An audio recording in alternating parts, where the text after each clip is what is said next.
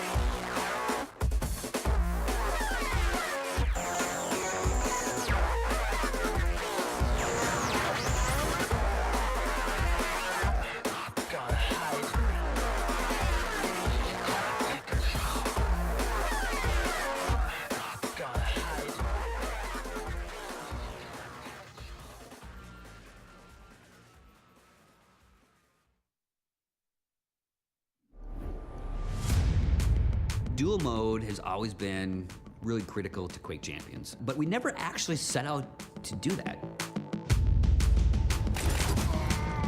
We realized years ago that people love watching duel games. One thing we did do is we looked at similar games that have these challenges, like fighting games. In a fighting game, you could have a Street Fighter where you had two Ryus playing against each other, but it's much more exciting to have a full lineup where everyone has these different skills. In QuakeChampions, duel mode consists of 3 champions that you bring into your arena, and you have 1 life per champion per round. There is much more strategy with duel. You have to know all the champions, and you have to know how to play against those champions. Having characters that move, have different health rates, and have these special abilities, it makes everything very important and exciting because of the importance of the kill. It's still very skill-based, but that metagame around duel really adds a lot to the experience.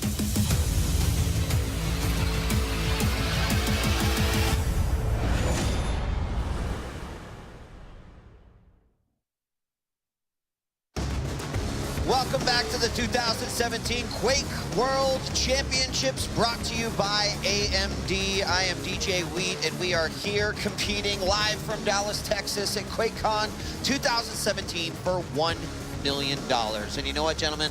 Ever since the late 90s, when Thresh won that coveted Ferrari in the you know, what I know is kind of like the first official duel competition.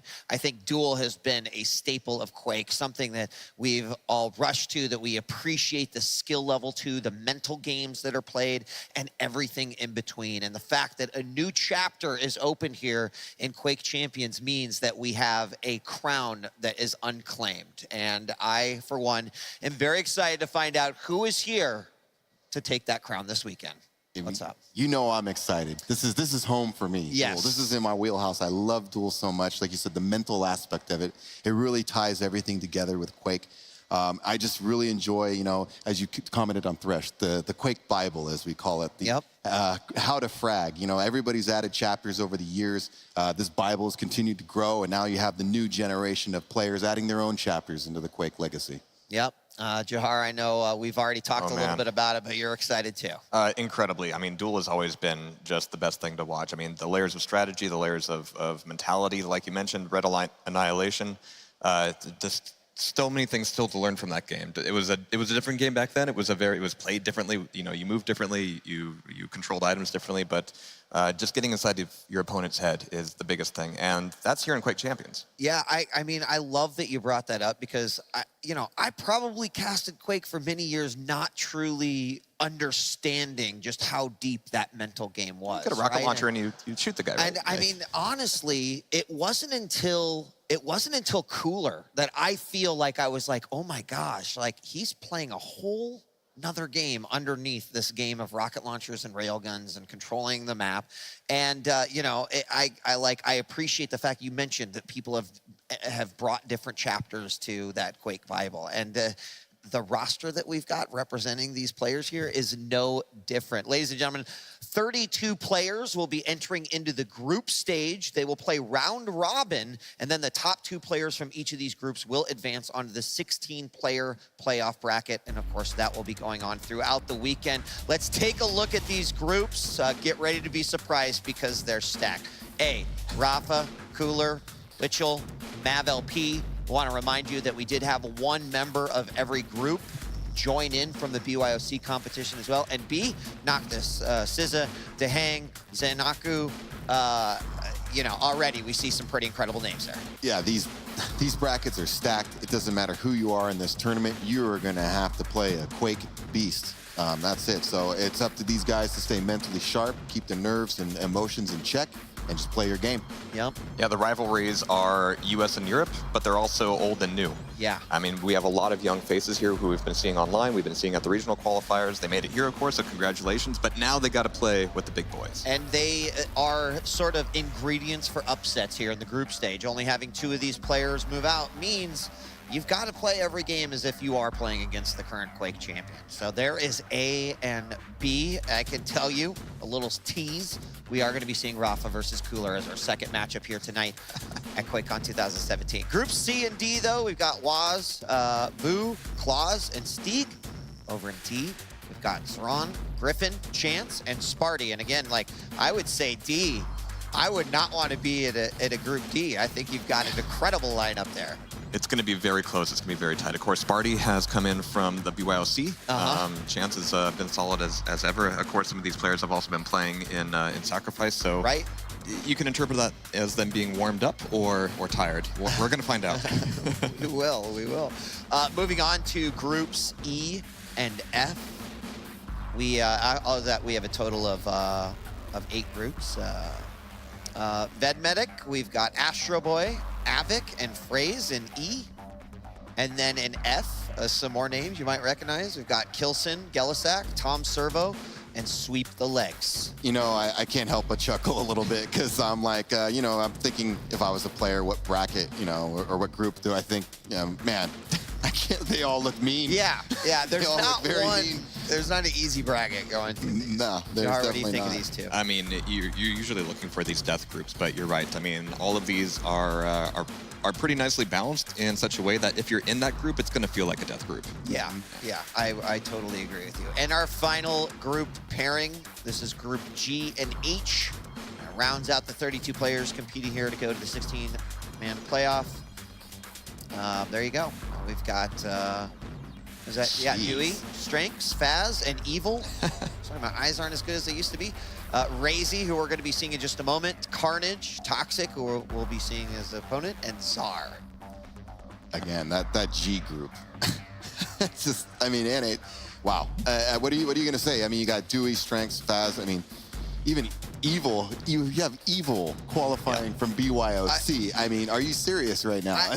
Every single player who qualified through the qualifiers, I think they knew that players who were close, that were like on that edge, were gonna probably come here and give the BYOC tournament a shot. I mean, it makes a lot of sense. So I don't think that anyone is surprised to maybe have that extra player who they're like, oh, I'm not looking forward to that. But at the same time, I don't think any of them wanted to be in that group. And some of them are gonna get exactly that. It means exciting Quake for us though, so. Hey, Overall, I just get to watch and enjoy it. Exactly, right? Overall, 32 players, again, are going to go in. We're going to have them play through the round robins group stage, and then the group the top two, excuse me, will advance to the 16-player playoff. So I don't know if you want to even announce a group of death yet, or if you just want to hear what we've got for our first match. Let's get into it. I'm excited. So our first matchup is going to be Razy versus Toxic. And again, two incredible players, both with their own legacy, both adding their own little subtexts and chapters in the Quake Bible as well. And let's take a look at the player cards here of these two players, and we'll kick things off with Razy. And I don't know, anyone have some comments on Razy? I love the fact introduced to Quake when he was 5 years old. That's the right time to start getting into this game, ladies and gentlemen. That's right. Teach him young, get him ready, because, you know, now he has the years of experience that he really needs to compete at the top level. Very relatively young guy compared to Quake, so, you know, I'm sure he's looking to make some noise, make a name for himself. You know what, Vic, too? I know that as we've gotten older, too, we said, man, if you would have given us a mouse and keyboard when we were that young, because we were all 16, 17, maybe a little younger when I'll tell you, this is the power of the new blood, man. They're born with keyboard and mice. Yeah, to put that in perspective, my first computer in our home, I was 14 years old when I first started, you know, gaming on a PC. These kids, they're growing up on the stuff, so. They're growing. Yep. And Razy's opponent, it is going to be the legendary Toxic, a Quakecon champion himself here. Played very impressive high caliber play in both Quake 3, Quake 4, even had some runs in some of the older games. But Jahar, Toxic, the Cyborg, what do you got to say about him? After 2007, we didn't see a lot from him here at QuakeCon for a while, but he did come back, and he surprised everybody with just how sharp he was and how amazing he was. I'm really hoping that we get to see Toxic at the peak of his form. Well, guess what? We don't have to wait any longer. Ladies and gentlemen, the duels start here at the Quake World Championships, brought to you by AMD. Let's kick it over to Ketchup and Mustard to take us into the action. Thank you very much, I mean, this is a hell of a match to start with. This is, first things first, a run back from the EU Regionals. Toxic was defeated by Razy out there and eliminated from it back then. They've both gone Sorlag, a straight-up mirror match to kick things off. Now, I get the feeling we're going to be starting this at 100 miles an hour. This is two players that have fought in tournament before. We understand they are both incredibly high-level players, but also Razy has been playing Sorlag almost the entire time that he's been playing competitive Quake Champions. And Sorlag really seeing a lot of game time now, specifically in the current state of the game. Razy and actually both these players, in hindsight, have been playing Sorlag from day one. So we're going to see a masterclass on how to play this champion, I think. Razy is riding a lot of momentum as well, fresh off a good performance in the latest 125 FPS, where it was second place to Cypher, last champion on this exact map. So he's been grinding and doing really well for himself in preparation for QuakeCon. So upon looking at the actual champion lineups, you know, this being duel, you get 3 champions, 1 life each. You choose them in an order you want to play them to try and defeat your opponent's team before they defeat yours. We have an exact mirror match here. So it's going to be Sorlag, Anarchy, and Slash on the side of both players. So this is just going to be a complete match of who can put these identical tools to better use. Actually, I think you might be a little bit blind there. That's Galena. That is not Slash, that's Galena. Dun, dun, dun, dun. All right, moving on very swiftly. It is going to be a mirror immediately, though, with 2 Sorlags. So the ticking damage isn't going to apply, but the impact damage of the acid does remain. Still, we've seen Galena quite a lot on Corrupted Keep, and it's actually being used by the side of Razy. You know, we saw in his play card, Corrupted Keep is Razy's favorite map. And if he can get that ball rolling and get those totems on deck, depending if he even gets to use her, might see a one champion win with Sorlag based on what we've seen before, but I mean, these guys, they played at the European Regionals, right? And it was very one-sided for Razy at the time, but there's been a long time between then and now, and this first frag going down to the absolute wire, and Razy's going to take down Toxic straight away. Now he's forced onto Anarchy. Anarchy is a really effective champion, sometimes at sort of catching you as you're weak, and he's spawned. But on this map, when you're going to be so close, so many big pickups already. Hang on a minute, the LG comes in. Wow, he was almost surviving, but not quite. At the last minute, Toxic inches that one out. Did look like Razy was ever so slightly able to pick up some armor, but armor is no good to you if you have no health whatsoever. He's going to get taken down and back into this Anarchy versus Anarchy for the actual second life. Oh, straight away, we're going to fight. The mega health goes the way of Toxic, which is going to keep him alive and give him some chase potential here. I think Razy acknowledges that it's going to be really risky trying to fight for that heavy armor. Better to just concede it. Try and get your stack back up using those little health items. You're not going to be able to sort of overcharge yourself, but it's going to be enough to survive at least. Oh, a nice amount of damage on the rocket. The Corrupted Keep, let's not get this is the map which does not have a railgun. It's all going to be down to machine gun for long range damage, lightning gun from the medium range, and then rockets for up close and personal. It really shifts around how you have to take these fights, especially when you're a squishier champion like Anarchy, but the mega health goes the way of Toxic. He's been able to control these pickups effectively so far. Like he's taken the vast majority of them in this round. We'll try and pick up the heavy armor, is able to secure it. Razy, we can see, is quite low in health, out on armor, but is still here looking to fight. Is Toxic going to chase this? A little bit confident. Checking a couple of rockets just in case, but definitely doesn't want to overextend this early on. Oh, Razy, though, using the teleporter, backing himself into a corner up there. Can he fight his way out? It looks like Toxic is actually content backing up now, giving him a little bit of space to move. Yeah, give him the space and then try and maybe fight for the Mega instead. Does manage to take the Mega, a little bit overcharged, but not much armor right now. That'll be swiftly sorted out when this heavy armor spawns. But again, looks like Razy's been able to force Toxic away from it. Also securing the heavy armor. So right now we see Toxic been controlling it to go down. Yes, he is. Razy realizes that it is time to take the fight, and he forces it into Toxic, and Toxic now on his favorite champion, Slash, by herself. Oh, wow, huge damage on that direct rocket. Tries going for the teleport, but I'm not sure. Do they both have 1 HP? Wait a minute, what just happened there? I think they both had 1 HP, based on this how much they had on the actual HUD itself. But trading out that frag for a frag completely in Razy's favor, as he actually has a champion advantage. So he can trade out that frag and not have to worry he's going to win the round. Well, that's one way to start a round, going straight in. Now, in between the rounds, you can change the champion that you spawn with. As you can see right there, Toxic's gone Anarchy first rather than Sorlag, but Razy has mentioned his favorite champion is Sorlag. He consistently goes Sorlag first as well. A very sort of common theme when you watch Razy play duel. Now, we do tend to see Anarchy put up first because Anarchy's ability, that ejection, upping his health permanently by 1 every time he uses it. If you have him first and can get an advantage, the longer you use Anarchy, the more health you will inevitably just gain as you play the round. Oh, he actually didn't have time. So much life just completely obliterated by Razy. He takes the first frag again. Toxic forced onto Sorlag before he can build up any momentum whatsoever with Anarchy. I mean, Toxic had the jump on him as well, but it's just the amount of damage that Sorlag is able to output with the spit combined with the LG. The health difference makes a huge difference in that kind of exchange. Toxic, he's in a bad spot. Razy with the cleanup again. 2 champions down already. He's down to Slash, and we're not even 1 minute in. This is just a testament to how aggressive these duels can be. We can go down to 5-minute overtimes, 1 frag rounds, or we can have a complete bloodbath like this where Razy is just forcing the fight every time he can. But even if he doesn't get the frag, he's still going to win that exchange because he's been able to force Toxic away from heavy armor. He has minimal. Right there, actually. I'm about to say if he has... No, that's it. Dead. Wow. Guaranteed. Before I can even finish what I was saying, the damage over time effect working wonders. And that's the strength of a champion like Sorlag on a map like Corrupted Keep.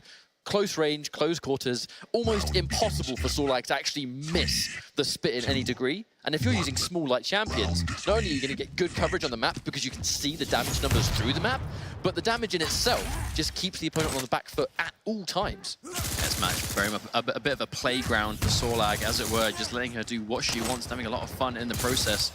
A bit of Toxic was able to secure the heavy armor, I believe. Razy getting the mega health, so that's one thing we'll see quite often today is trading the big pickup for the big pickup. But yeah, Toxic has opted to start with Sorlag again this time, just trying to run that mirror from the first life onwards. I think one major element in this exchange is that the Corrupted Keep first is taking the rail away. That was a bit of a misplay coming out for Razy though. Forced to use that acid a little bit early, takes a lot of damage in the process too, but able to salvage itself with a bit of heavy armor. Toxic with the chase though, definitely more than aware that he's going to be there. But as I was mentioning, actually, it's the important thing about a map like this is that you've taken the option of a railgun away from Toxic, who has one of the best rails in the business.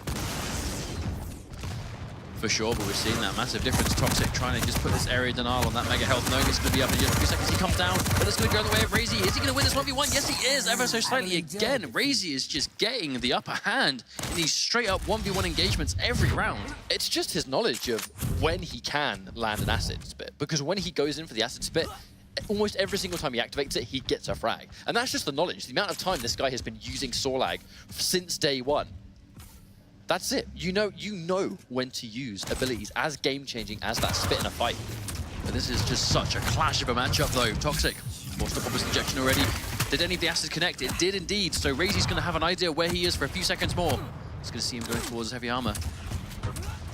And Toxic, he is unbelievably weak. And you can see Razy, he's going to be a complete bully here.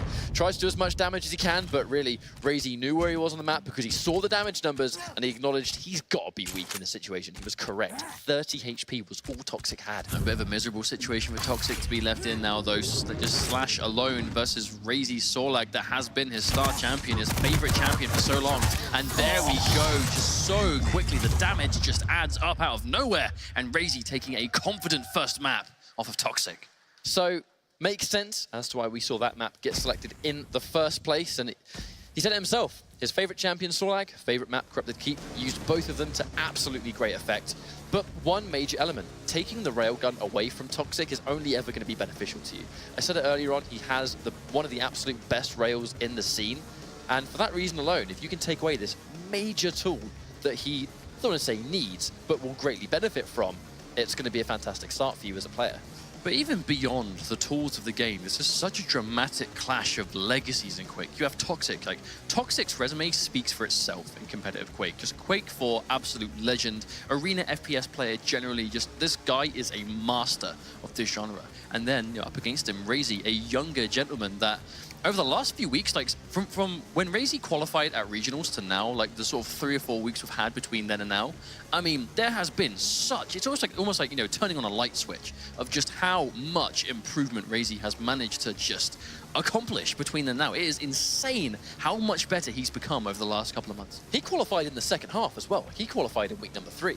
It was not I enter in week 1 and breeze my way through the bracket. It took him 3 weeks to eventually qualify, and he's been dedicating since his qualification 100% to QuakeChampions. And right now, the proof is in his gameplay. And he's been playing in tournaments very recently. I mentioned it earlier on, 125 FPS, where he was in the grand finals against Cypher, and it was literally last round, last life against one of the absolute best players in the world. If that doesn't say things about how well you're doing currently, I don't know what does.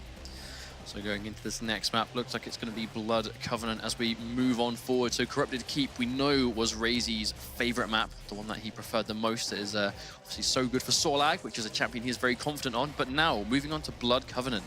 Let's see if he can continue to be just as dominant here. Sorlag in selection. Definitely not surprised by that at all.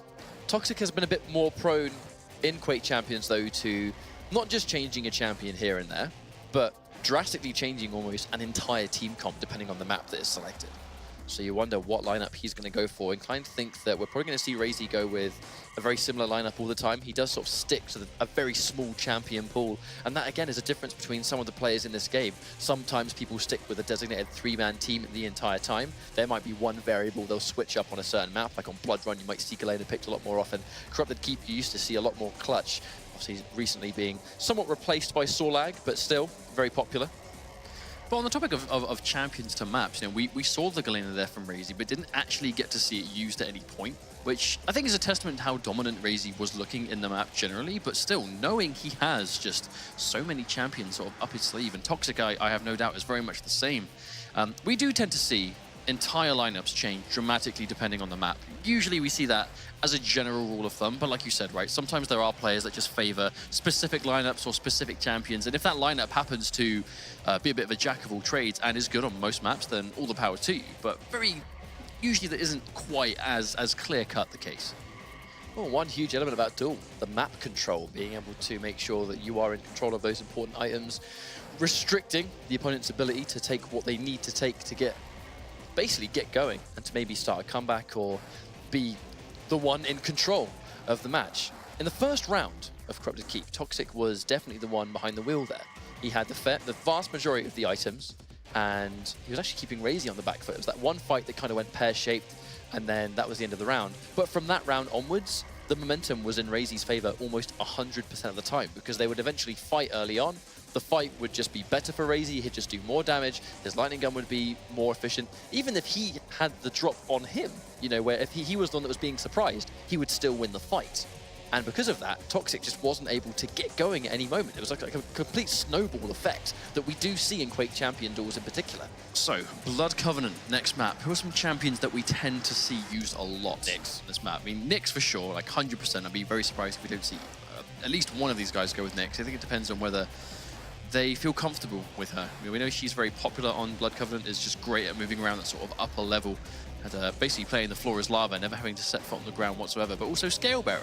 We actually saw Toxic play Scalebearer very early on in the Quake World Championships all those weeks ago, but to amazing success. Scalebearer definitely a champion we don't see too much of nowadays, but still has his place in certain specific ways. But do you think if you're going to be bringing out these champion picks that we don't see too often nowadays, do you think you do that now with potentially one map left to go? I'm not sure. I feel like times have changed a little bit since then, and that's why we have seen quite a drastic change in some of the more core champions, I guess you could say. If you're going to go on Blood Covenant, got to make sure you're rocking a champion that can navigate freely, where they have the sort of unpredictable pathing. Anarchy, a very clear example of that. Nyx, very clear example of that. Ranger, very popular. Yeah. Weiser has his place too. And what we mean by that, obviously, for those that may be watching and maybe somewhat new to Quake Champions, champions that have good mobility on Blood Covenant is because there are lots of jumps that only specific champions can make. If you can't make that jump as a champion, you have to either nail jump or rocket jump, which involves A, doing damage to yourself, and B, making a lot of noise. If the opponent can hear that you've rocket jumped somewhere, not only do they now know that you are a certain place on the map, but to rocket jump, you must have done damage to yourself. So if you're playing as someone like Slash, Anarchy, Ranger, Nyx, their passives and their mobility just allows them to naturally navigate the map without doing any damage at all, and sometimes actually remaining quite silent. And on Blood Covenant in particular, if you can do that effectively, your just general pathing becomes a lot more unpredictable, because you've now got an entire new dimension of areas that you can take around the map. But really, it boils down to a question of whether they're the kind of champions that we'll see from both of these. We understand Sorlag has been a favorite of Razy's from day one. We know Toxic has always favored these big-bodied champions. Sorlag being one of them. We've seen him play, I believe, all of them, actually, at some point during the World Championship. Toxic has had a very diverse champion pool at his disposal, but I mean, now you're playing for $1 million. Now you're not qualifying. You're not playing in smaller tournaments on your way up here. It all boils down to what you want to lay the money on the line for. There are so many storylines in this tournament. I mean, we've kicked things off, right? I mean, the run back between Toxic and Razy. Now, Toxic, when we watched him play in regionals, it was definitely not a Toxic that I think anyone was prepared to see. Very visually sort of uncomfortable within the game itself, and it just wasn't a good day for him, I don't think. He has been playing superbly well today in Sacrifice, because let's not forget, plays on a not too fast with the rest of his team, and they have qualified for semis, and they will be playing again later in this tournament. And now it's time to play duel, so you're already sort of riding a nice amount of momentum. Your morale is high, you're in a good spot to play for life-changing money in one of the game modes. Now you can concentrate on this mode, but you're not going to be, I guess, upset about a previous result. You can now focus on something else and then try and increase your chances for huge cash beyond both game modes. But this is going to be a matter of, we know that Razy defeated Toxic back at the European Regionals. So do you think this is a case for Razy being able to prove to everyone that this was no fluke? I deserve, I definitely deserve to win, and I'm going to be able to do it again and show you that it wasn't lucky. And also Toxic being able to take it to show, I can beat you. We're at very least going to go 1-1 here. But when I beat you, it was at the World Championship, not the regionals. Both these players are wanting to send a message, and they'll be doing just that in due time. While we get this match underway, we're going to go for a very quick break. Don't go anywhere, because the Quake World Championships will continue after this.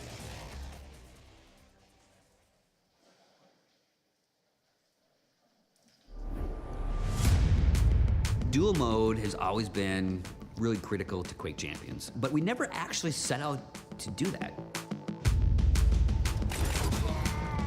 We realized years ago that people love watching dual games. One thing we did do is we looked at similar games that have these challenges, like fighting games. In a fighting game, you know, you could have a Street Fighter where you I want to had make two the remark reviews about playing fighting against each games. other, but it's much more exciting We to should have put it a in full a lineup non-clumsy where way, it I has these suppose. different skills.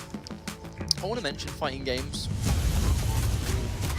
In but Quake I don't want it to be Champions, clumsy dual mode or consists forced. of 3 But I wanna champions find a way that you bring off this into your video to arena, say- and you have 1 life per Sinclair mentioned it champion himself, per round. where they There looked is into much more fighting strategy games, for with example, duel. as a means You to have how to know conquer these all kind the of matchup-based champions. games. You have to know how to play Let's talk about- against but- those champions. Having As characters two that people move who at have different health rates extensive and have these experience special in abilities, competitive fighting it games makes as everything well. very important and exciting. They because share of the extreme importance of the similarities. kills. It's Not still just very as skill-based, a game but with that characters that's metagame 1v1, around but just duel the core really of a adds 1v1. a lot to the experience.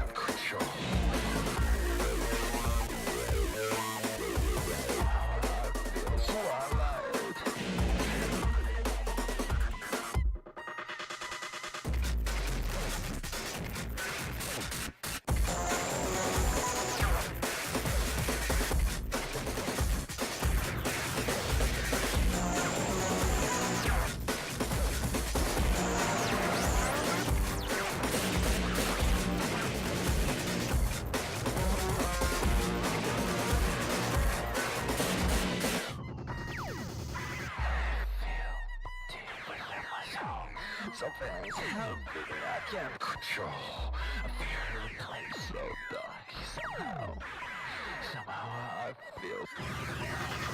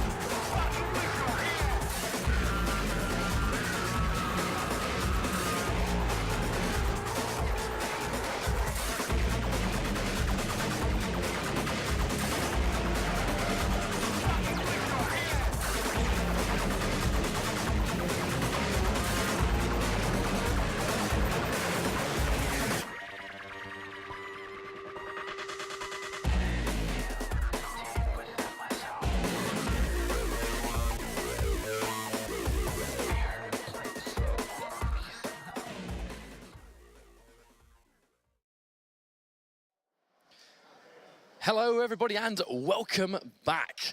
This is the Quake World Championships presented by AMD, and our Duel Cup has begun. It's going to be Toxic versus Razy. Razy currently 1 map up, and our next map likely being Blood Covenant. Toxic looking to be probably a bit stronger on this map, I think. He's going to have access to the tools that help him in a duel setting, the railgun being a major addition, I think, for him in this matchup. Interested to see how he does against Razy. This is a run back from Regionals. Will Razy make it 2-0? We will find out soon. That was a very swift first map. It was Corrupted Keep, and Razy practically didn't lose his Sorlag at any point, really. I think they may have been like perhaps the first round, but for the most part, it was like a complete one-man army or one lizard, dinosaur, whatever you want to call Sorlag army. One Sorg army, I suppose, is the more accurate term, but indeed, really, that's quite a running theme, isn't it? With Razy and his Sorlag being quite untouchable. The last time these guys fought, being in the EU Regionals, was very similar, where the Sorlag was the real bane of Toxic's existence, and it looked to happen again here. Like, even in situations where Razy did not get the first shot, the jump was on him, he still came off better in the fight, and sometimes with a nice amount of HP left. Like, his aim and his acid was just more on point. But the scary thing about someone that is this confident with a single champion is that Razy is not afraid to put Sorlag out first every time. So you know you have to deal with that nightmare of a champion to play a pairing immediately in every round. But that was Corrupted Keep. That was a map with no rail, and we all know that Toxic is a little bit of a surgeon with that rail gun. And going on to Blood Covenant, it is such an important weapon on this map particularly. Now, how well he plays in this map is obviously, of course, going to be unbelievably important. You cannot afford to go out this early on, because losing any form of comfort zone at all, it's difficult, because this is round robin format. No one wants to, every win counts. Of course, no one wants to be down 1 win at the end of a group stage. You'll have to play against everyone else, and you know 1 map winner would have made all the difference. No one wants to be in that situation, but Toxic needs to do his best to stop that from being a problem for him and moving on as we go through this warm-up phase. Looks like Razy again. We can see Sorlag's little portrait. Razy's going in for it. Not a big surprise at all. Slash on the side of Toxic. I mean, if you are a Quake 4 god, go with the Quake 4 champion, but Sorlag versus Slash first is going to be quite an interesting matchup. And just to really sort of touch briefly while these guys get set up, I know Sync Error during that duel video made the comparison that they looked into fighting games as the sort of challenges that fighting games will face. As a couple of people that have played a couple of fighting games in their time, there are a lot of glaring similarities between the two genres, and matchups and champions is a complete example of that. Especially considering how it adds that extra layer of knowing what their champion is capable of and how you, with your champion, can basically play around that, which is a big thing here. But Toxic, straight away going into those 3 fast champions, Slash, Anarchy, and Nyx. A big thing here, though, is Nyx, the Ghost Walk, being able to completely nullify the damage over time properties of the acid that Razy's been getting so much work out of. There's no doubt that Razy is more than aware of how much damage he just output. Going in for the kill, if you're Sorlag and you spawn with that much health and you know that you have enough damage. And speaking of damage, Toxic just caught between a rock and a hard place. Just the knowledge of when to attack and when to go back. Like, Razy really, every single time he smells blood, he gets a frag. And that's just the way it goes so far. But this is just that ruthless situational awareness that we see a lot in Duel. Is a lot of passiveness here and there, a lot of being careful, a lot of waiting for your moment. But as soon as you have that confidence and as soon as you can smell blood and realize it is time to force that fight, Razy does it time and time again. And 9 times out of 10 is coming away with the win. Oh, the acid didn't quite hit its mark. Razy very low now, but Toxic stepped a toe into it. They collided at the last minute, so even though Toxic will survive this exchange, Razy now knows exactly where Toxic retreated from. Razy has quite a lot of space to build up health, taking a little while. Very Indeed, yeah, 50 health, 25 armor, 75 now. Doing a better job. Mega health is up too. Risky to go for the Mega in this state. A while before heavy armor also. I will say though, 2 frags down on the board already in less than 2 minutes in. Razy's making this a very aggressive round. Normally we do see players quite prone to the timeout, really going for that defensive play, not trying to be too overly aggressive, but Razy, he's picking his fights perfectly. He knows when to go in, when to dip out, and Toxic now on this Nyx. I mean, let's not say it's an impossible comeback, but it's going to be difficult. 3 minutes left to do. You've got to take out that Sorlag first, and it's proved to be a real problem. But then again, when the Sorlag goes down, you've still got an Anarchy. We are yet to see Razy's Galena as well. Oh wow, Razy missed that quick shot. Toxic was able to nail it on his way through though. Toxic is known for that amazing accuracy on that rail. Give Toxic a rail, and magical things do tend to happen. Now we're going to the slow-paced game. We know Razy, he has the champion advantage. When the clock hits 5 minutes, we'll go into overtime. Whoever has the most champions left alive at the 5-minute mark will win the round. So right now, Razy has a commanding lead if we find ourselves playing for that. Every second will count. Razy now playing a lot slower than we've seen because he has the time to work with. It is on his side. Regular stack all the way as well. Here we go. Oh, unfortunately, another load of acid not quite hitting the target. It's going to be a considerable amount of cooldown, though. Hourglasses will help now. 20 seconds left to go. Probably going to pick up the rest on the way. Toxic not forced to use his Ghost Walk either. Already Razy managing to almost have the acid spit back, though. Oh, unfortunately misses the rail. That's probably going to be it. And wow, just like a clay pigeon shot right out of the air. Round 1 to Razy again. I'm fairly sure Toxic had his Ghost Walk available, though. Do you think he just didn't expect the follow-up rail in that situation? Potentially. Definitely could have been what we saw right there, but 1 round down again. He has, that's it. If it's 2 more rounds gone, and Razy's going to take this one. Razy starting with that Soul Lag again. And Toxic needs to really try to win this first fight. If he can take out Soul Lag immediately, we know Razy's going to be put onto champions that he hasn't played as much. I mean, that being said, I'm pretty sure there's no way Razy is not confident in any of the champions he's picked here. Like, if he's picked these 3, it's probably for a damn good reason.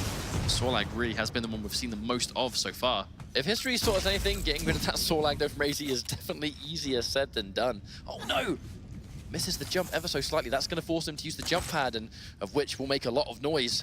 And also puts him in a very dangerous position. Obviously going through a jump pad, you are in the air, you are basically a sitting duck until you hit the ground again. But Razy nowhere near. Heavy armor gets secured though. You see he's going to be very stacked on what is an incredibly tanky champion. Unfortunately, missing rails like that one, it's not just going to be the fact that you don't do damage, but Razy obviously heard that. He's going to know that Toxic was nearby. Sound cues playing a huge part in Duel, especially on this map. You see the patience though. Oof. Toxic goes for a quick shot, doesn't quite take it. Razy all the way at the end. Slightly different change of pace from previous rounds, especially in this series. Once again, we find ourselves in a situation that they are trading the big power-ups for each other. Mega health to Toxic, heavy armor to Razy. But heavy armor on a tanky champion like Soul Lag, we know just how hard to take down someone like that can be. Toxic not going to miss the little jump this time. Or with the natural health pool that Soul Lag has access to, the second you get that heavy armor, you can tank your fair share of rails before you even are forced into a fight situation.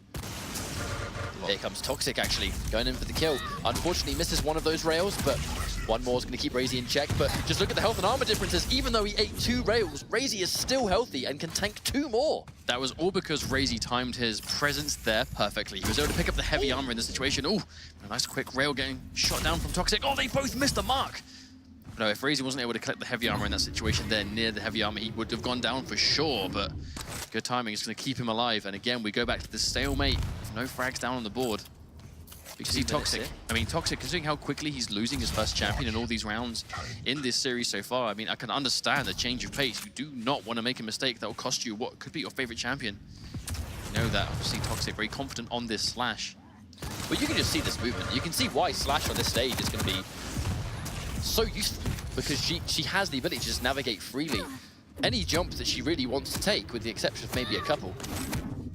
Unfortunately though, Toxic had a chance to take down Razy with that rail, but it was ever so slightly not quite accurate enough, and Razy's able to survive again.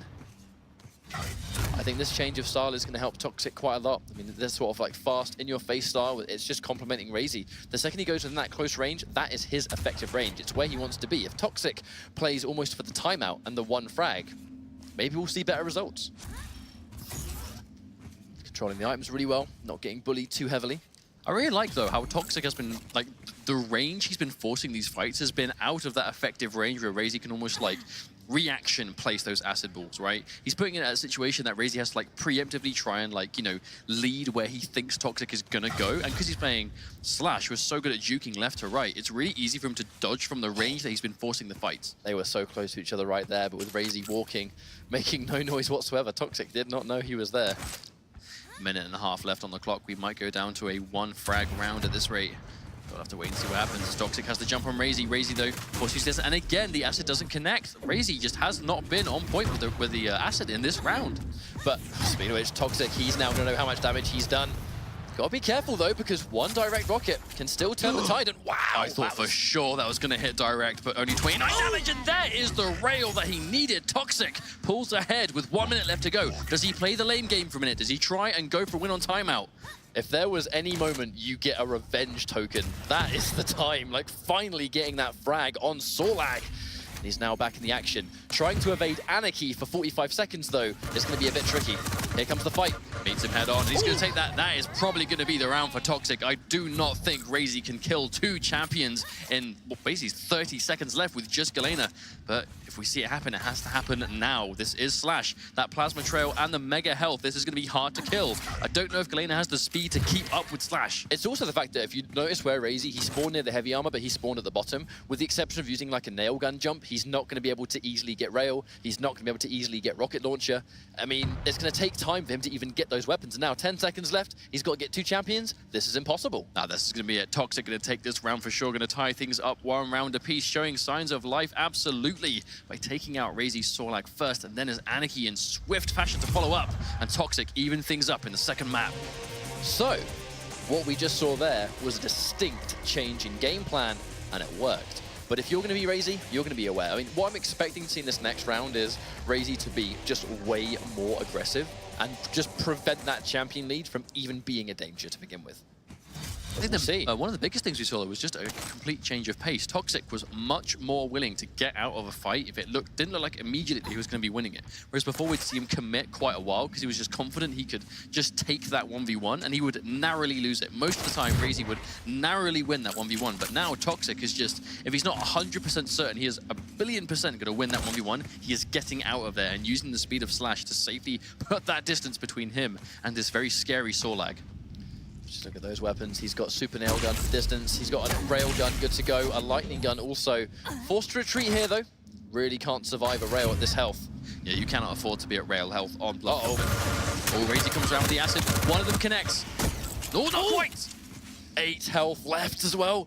Could not afford to put a toe into the acid puddle. You know, Toxic's going to be on the back foot here. You know for sure Razy's going to be kicking himself in that situation, though. It looked like for sure that Toxic had been hit by some form of acid there. It did not have the space to juke around. And with the amount of health, I mean, Toxic survived with 8 health and nothing more. If Razy, like, clipped him with anything in that situation, this would have been a frag, but... Here comes Razy. He's got heavy armor as well, which means that if he wants to take this fight, he definitely can. But I think he opted to be a little bit safer right there. Toxic maybe expected him to take the Mega slightly earlier. He knows he's still there. I mean, if you see players just standing still, you know they're almost like, more often than not, listening out for pickups. They're listening for those audio cues just to let them know where the enemies are. And Toxic's lightning fast movement will make him naturally hard to hit with those rails, whereas he himself isn't really having that problem. But as I said that, misses 1, allowing him to be a little bit healthy. Oh, Razy in a bad situation here, connects no acid again. I mean, just gets one single piece of damage over time, but not going to be enough. And Razy's going to lose that Sorlag. Razy not looking quite as clean as we've seen him before. He's using the acid spits really early. Like Toxic is clearly as well forcing those acid spits away from him. So when he fights next, he's not got them available. And the second he's not got the acid, Toxic with his LG just became way more dangerous because it's going to be LG versus LG, not LG versus Spit and LG, which is what we're seeing more constantly. It is a massive drop in DPS when Sorlag does not have access to that acid for sure. Playing around that ability. I mean, again, like we said at the start, it goes back to playing the matchup, playing against the champion, knowing that when they don't have that ability stocked, they aren't anywhere near as dangerous. But if they have the universal tools, like the rail, the rockets, the lightning gun, almost like a legendary trio of weapons. Ooh, only 2 damage though, not quite as much. Yeah, Anarchy was just so happened to be mid-jump during that transition, so taking minimal splash damage in that exchange. Oh, misses the rail. Razy's zipping around, knows immediately that Toxic is up there. In some ways, that last-minute jump actually to sort of not get hit on that bridge. Nice call from Razy to go for rail instead. And on that subject, now he's got a rail of his own. This long-range game just became a little bit more dangerous for both players. All those missing that rail, that isn't like Toxic to miss the shots like that, especially when Razy is just able to turn around with his own shot in retaliation. Toxic now on rail health. Armor's going to help him survive now. Helping him survive. Oh, but Razy is point blank. I don't think he expected him to be there. And Razy's going to get the frag on Toxic, evening things up. 2 champions left again. And Razy pops the injection, so he's back to full health. But I think Toxic is quite close by.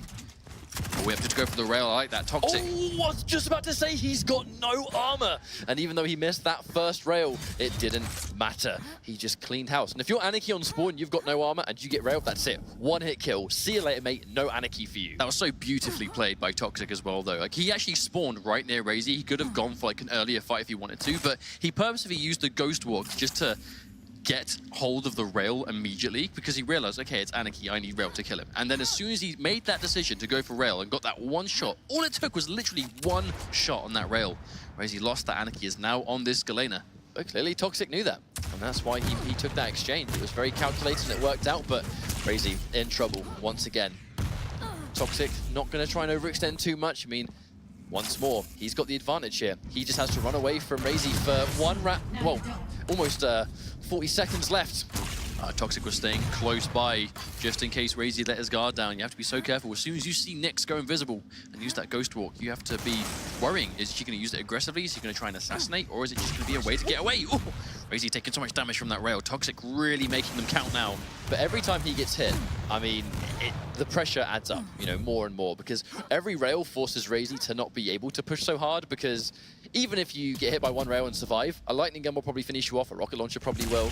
Now 10 seconds left, he's got Ghost Walk. No doubt Toxic, he's going to play this defensive game. Oh, that's a lot of damage. Razy has no choice but to go in though, really. The Ghost Walk is popped. 3 seconds left to go. It's going to be a miracle if Razy can get this. I don't think it's close enough, and Toxic slips away for another timeout victory. 2 rounds to 1. Toxic 1 round away from tying things up, 1 map each.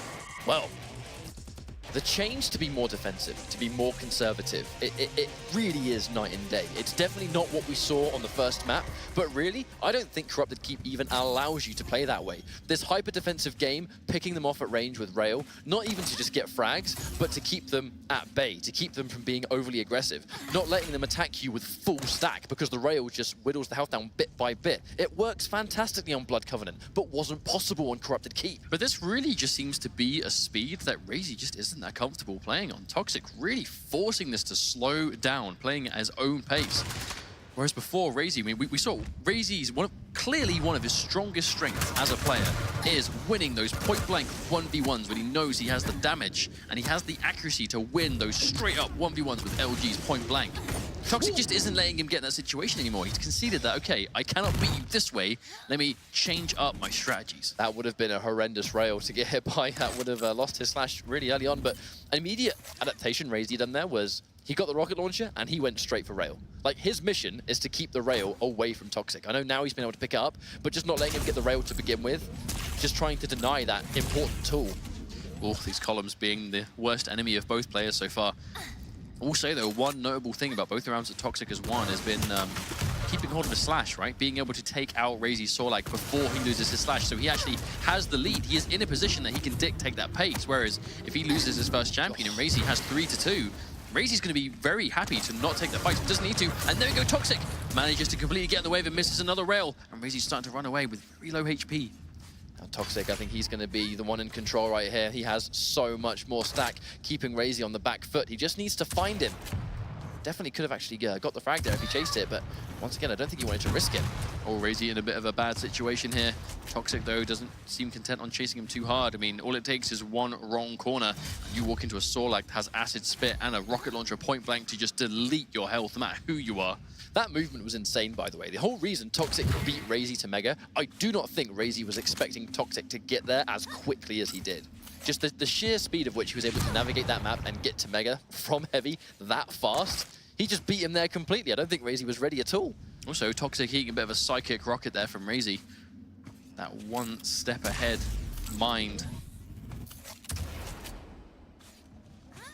And again, we're going back to this neutral game once again. 2 minutes, 30 seconds. Razy, though, fully stacked on health and as much armor as he can carry at the moment.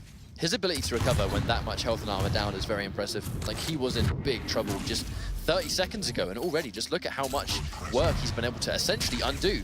Now here he's in trouble, no armor. Well, that's what happens when you pick up Mega Health as a tanky champion. We all saw just how much life Razy had lost before then, but picking up the Mega Health, he still has the health advantage. Completely. Can tank a fair few of those rails, and being able to tank rails is so important in this kind of matchup. Oh, trading out rail for rail. This is getting to be dangerous territory for both players. Razy, though, he's stacked on health. And the Acid Spit. ready once more. No champion advantage just yet. We have about a minute and a half left, give or take, and ooh! Still though, hitting these full screen rails on someone as small as Slash, easier said than done.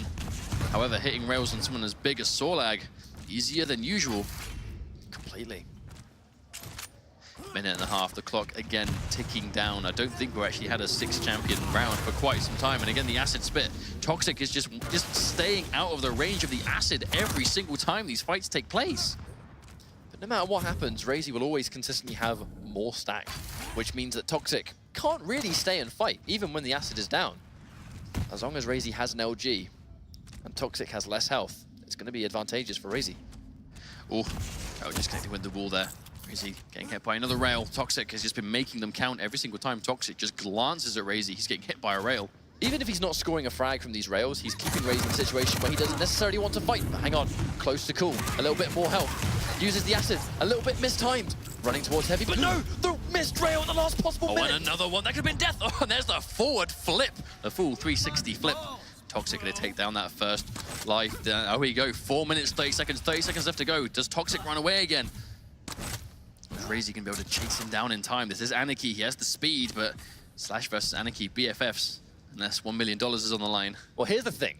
Toxic lands a rail on Razy, and Razy probably survives, probably pops injection, but he's still going to have 76 HP and no armor. If he gets hit by another rail, he's going to be dead, like 100%. Oh, Toxic was being patient. The plasma trail. Toxic gets another frag on Razy, and that is probably going to be all she wrote for the second map. Can't imagine Razy physically has the time to bring this one back, and that's going to be a complete turnaround from Toxic. Very impressive indeed. Everyone was kind of worried for a second right there, I think, where that first map was so one-sided. Everyone's asking themselves, are we going to see a repeat of regionals? But it looks to me, experience has definitely come through here. Right? Toxic has been in this situation more than enough times where he needs to go, right, what I'm doing isn't working. What is the strategy change? How do I conquer this playstyle? And it looks like, at least for now, he's found an answer. Whether we're going to see it again in the next map is another story, but right now he's off to a fantastic start. It's just competitive experience just shining through as like a glowing beacon for Toxic so far. That first map, Corrupted Keep, was so one-sided. As one-sided as it was back at the European Regionals where these guys faced off. Where I believe Razy, I think it was just 6 straight rounds in a very, very dominating fashion. And that's how he got to the Quake World Championships, by defeating Toxic to do that. And here they are again having the rematch, and the first map was looking to be much of the same, but this is the experience, the adaptability, the ability to just adjust your game plan on the fly as and when you need to, and that's exactly what Toxic's done. Now it's up to Razy to do it in return. Final map, Ruins of Sarnath. Normally, I think would be saying, well, this is a fantastic map for Toxic, because the Slash has really been that hero of the day for Toxic. And it makes sense. It's a champion that just fits his playstyle perfectly. It's the Quake 4 champion. But although it's a map that she plays very well on, Razy and his Sorlag in particular does wonderful things on Ruins of Sarnath. And we've seen that time and time again in many tournaments. Well, it's easy to say. Like, hindsight is the easiest thing in the world, right? But fundamentally, a huge thing that we saw in the first map and the second map, or between the first map and the second map. First map, almost every single time Razy would go for the acid spit. Sorlag, it was going to connect, do a ton of damage, or at the very least add a very irritating amount of lingering damage over time. In map 2, we basically didn't see it connect much of anything. I know a big part of that is less that Razy was making the mistakes and more that Toxic was kind of playing around it in a very interesting and intelligent fashion. But still, I think that's still a deciding factor.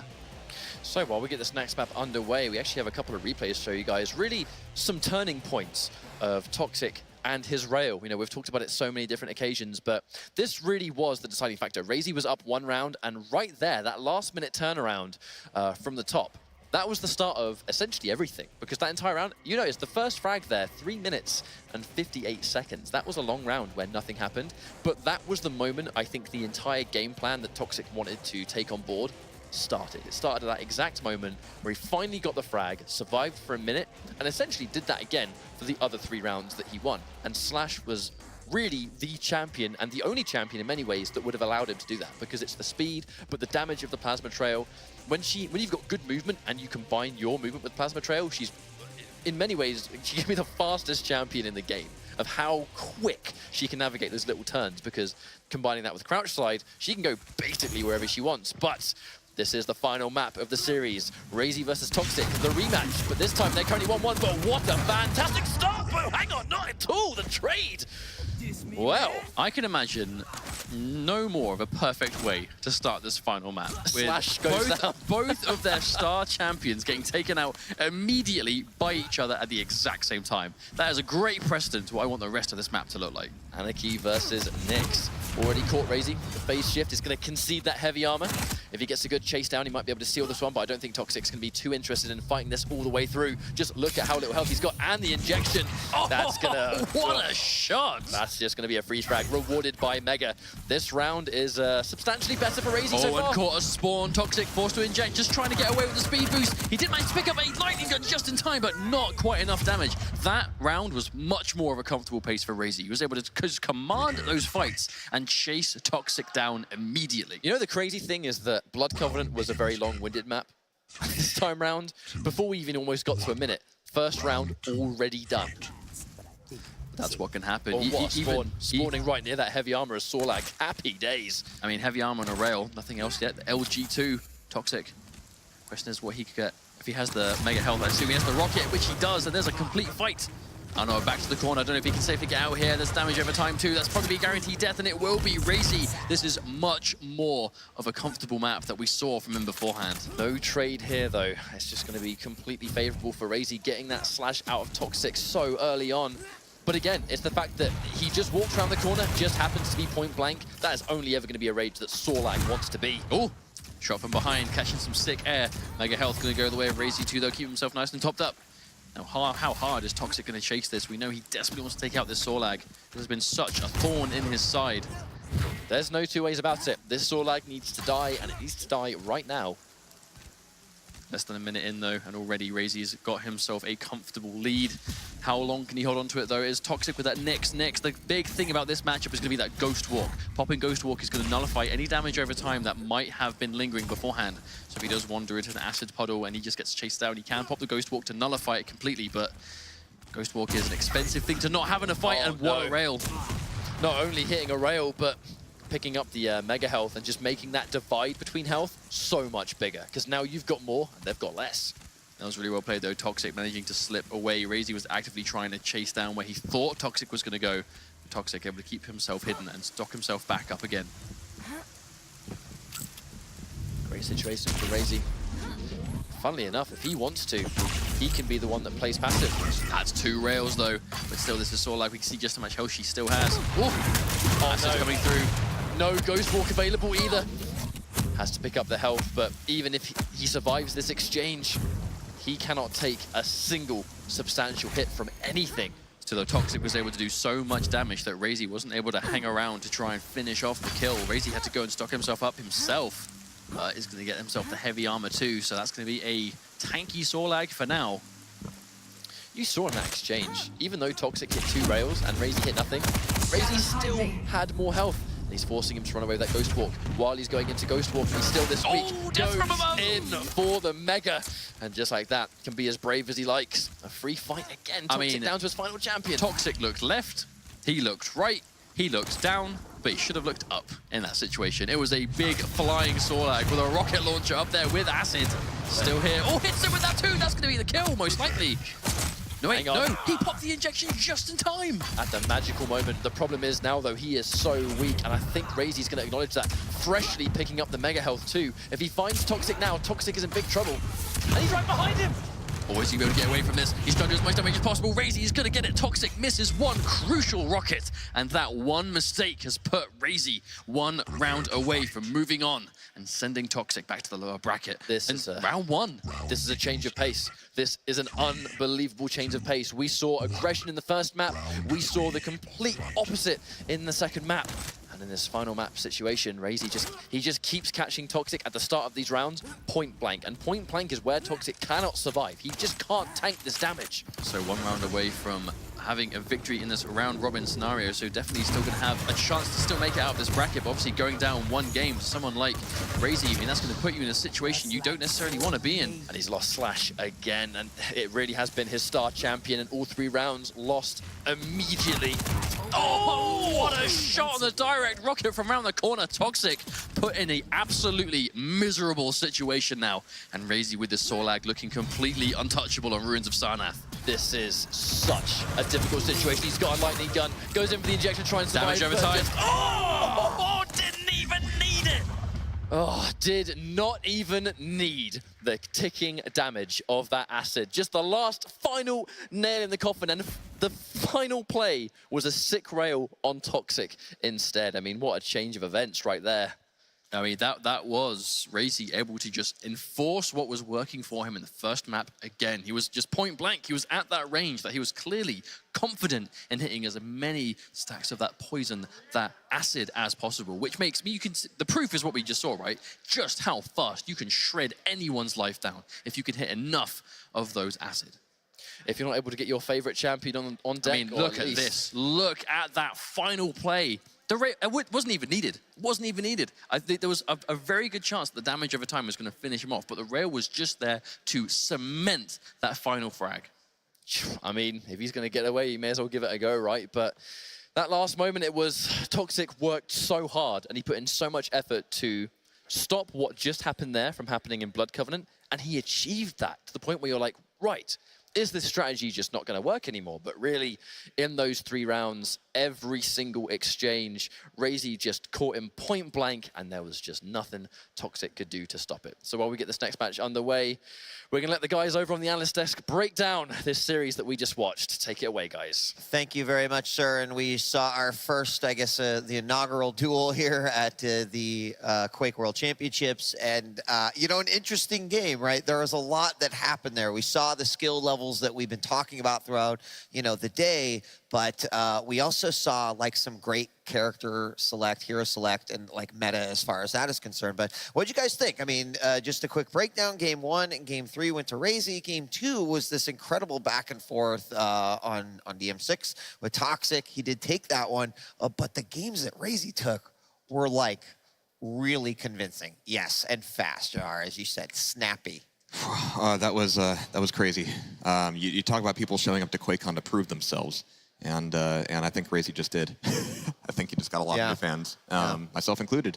That was great. And yeah, like you mentioned, we had a great, really long match on Blood Covenant. But of course, that is the one map of any of them that you would expect to slow down. Yeah. Mm-hmm. Yeah. And I would love to see Corrupted Keep slow down a bit too, but that one was over before we knew it. It was very, very quick. Vic, I know you were back and forth watching it out there. What'd you think of this? You know, obviously it was a great match, and I was very impressed by Razy. Very impressed. First of all, just on the mouse control mechanics aspect of it, just being able to go toe-to-toe with a guy like Toxic, you see he had no fear. He's like, oh, you want to get an LG fight? Let's do it. Yeah. And that's the kind of attitude you need to have. You can't be scared of anybody. Not to mention the good decisions he was making in regard to recognizing positions to push for frags. And you saw a couple times he got super aggressive, really pushed because he knew he had Toxic on the ropes, and he was not going to allow him to get away, restack. And that's critical in Quake, because if you allow somebody to restack, you know, all that work you just did is all for naught, and they can come back and get you later. We were talking before we came on, you know, the restacking was a big issue, especially with just the Sorlac play that was coming out of Razy. You know, the moment that Toxic even got in a fight and had any advantage, he, even on a kill, like, there was always a restack opportunity for him. And that was tough, especially considering what Toxic was entering into those games with. Like, you know, I mean, you could argue either way, but like 3 squishies as it compares to Sorlac. So he was getting right back up there. You know, that seemed to be the one thing. If Toxic could get past the first champion, then suddenly, you know, the game opened up. If he could not do that, which Razy was not giving him the opportunity to, there was nothing for him to work with.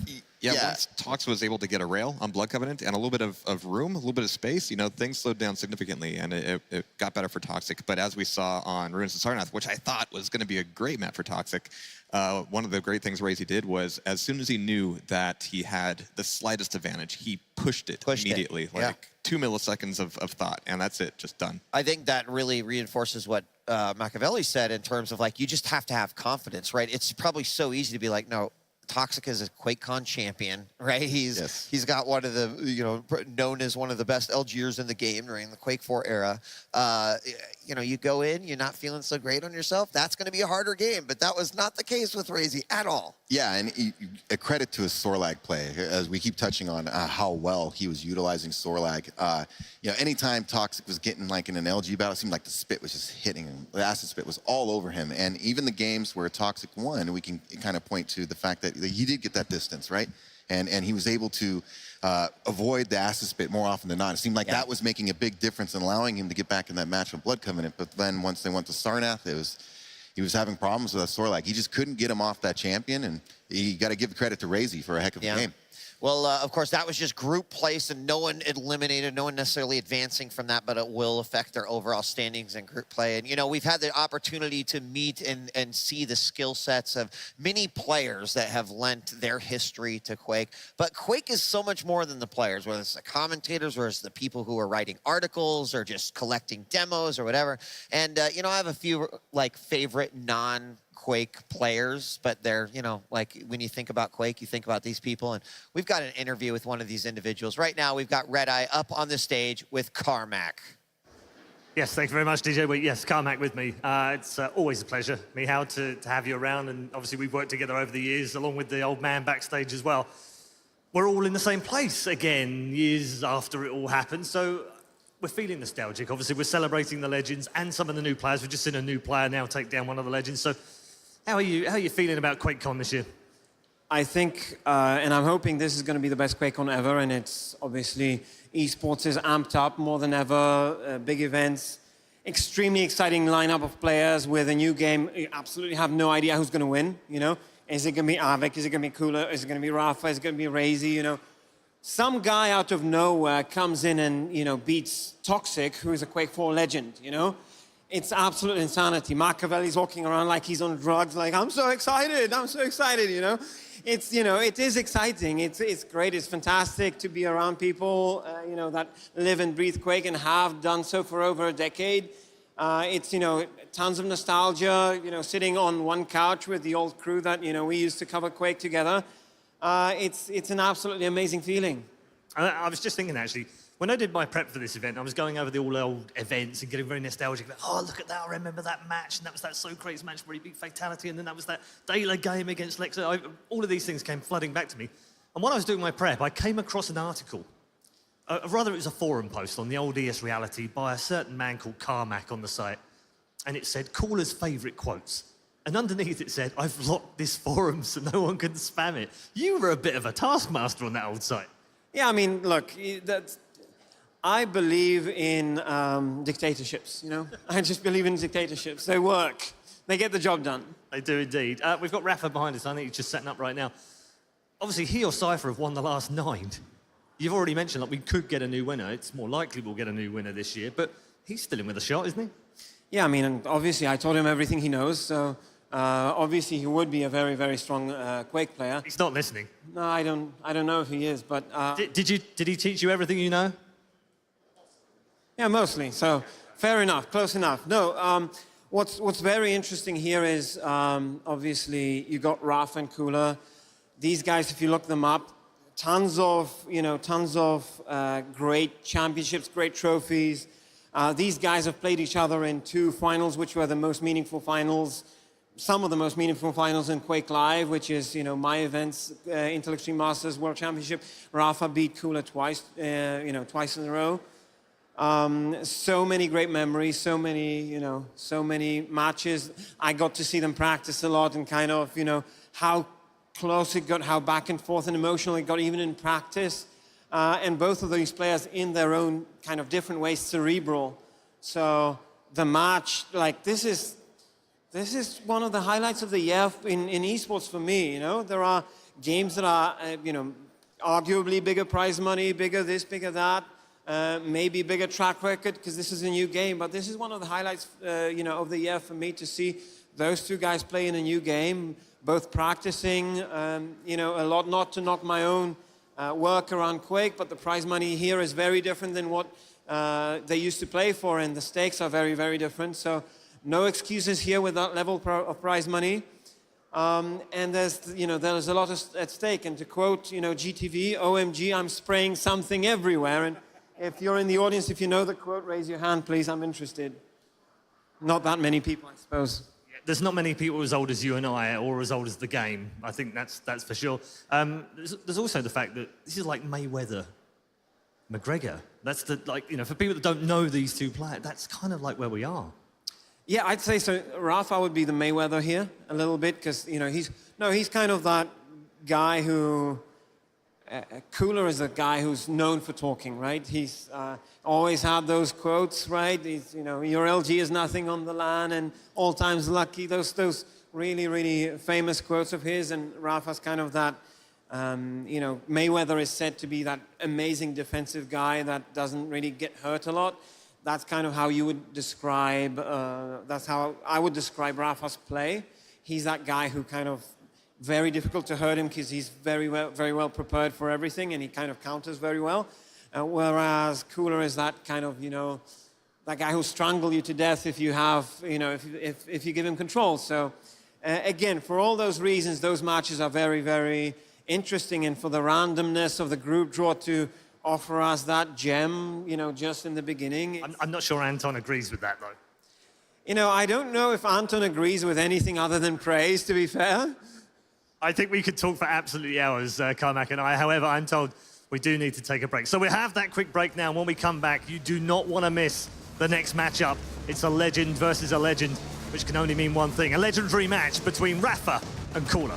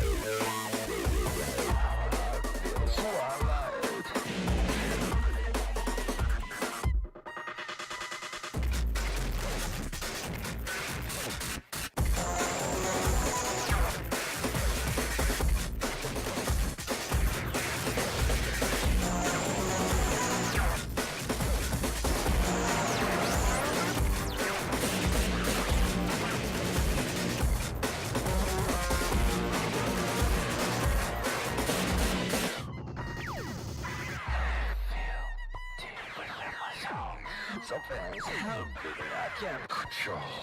I fear the place so dark. Somehow I feel.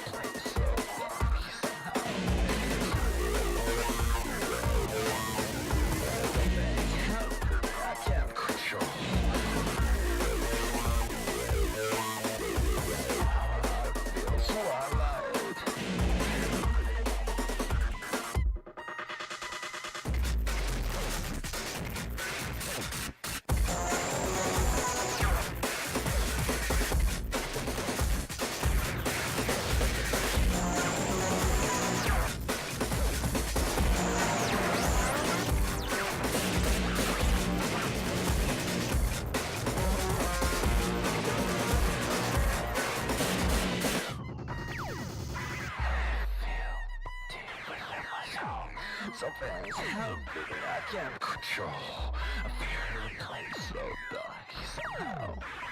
Somehow I feel.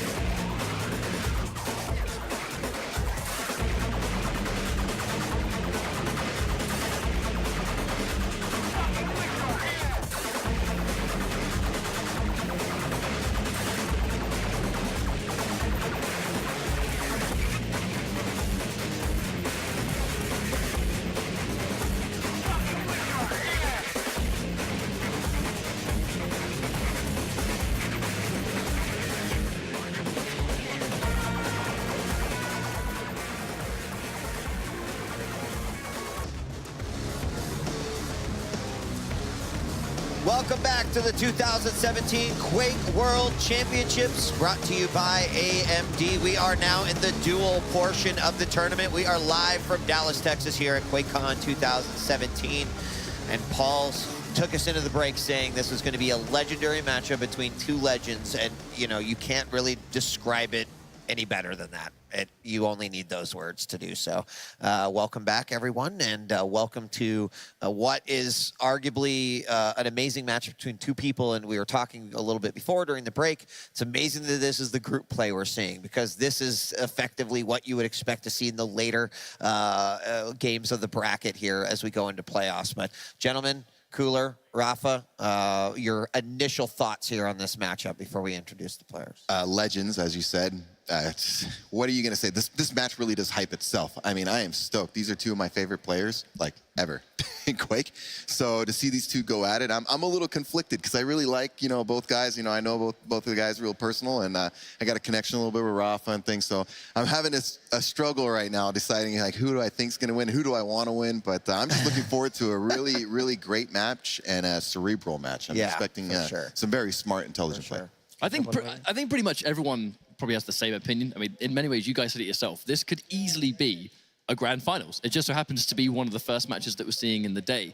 Personally, though, when it comes to who I think is probably gonna win, I think very much so we kind of have to look at recent success in QuakeChampions specifically. I don't think there are any players out there, when it comes to an offline LAN as well, that has more offline success than Cooler currently, because of that Moscow LAN where he defeated Cypher in grand finals and really was the first LAN champion, as it were. Recently picked up by Navi. You know, he's great success in Quake already. And with the tournaments he's been recently playing in and placing highly in every single one, I just don't think there is a player more prepared for this event than Cooler. Yeah, I think that's a really interesting point, and we'll talk a little bit more about these players, the matchup, but let's meet them first. In case for some reason, maybe you're uninitiated here, we are about to do just that. Ladies and gentlemen, please meet our first player of the matchup. It is Rafa. And, you know, you've heard us say it before. Reigning QuakeCon champion has 2 years in a row. This could be a hat trick, which has not ever happened. He has sort of championed the NA scene and sort of kept it alive through his great play and his involvement in Quake. And, you know, I mean, what else can you say about Rafa? All-around great guy, an esports role model, and an amazing Quake player. I mean, that's it. I mean, he really is the total Quake player. He's got the mental game down. He's got the mechanics down. You know, he obviously knows the maps. He's great at reading his opponents. I mean, that's one of his excellent strengths. And he's just a class act of a person. So, you know, he plays like a champion. He acts like a champion. What's not the like? You know? Well, let's hear a little bit more from Rafa.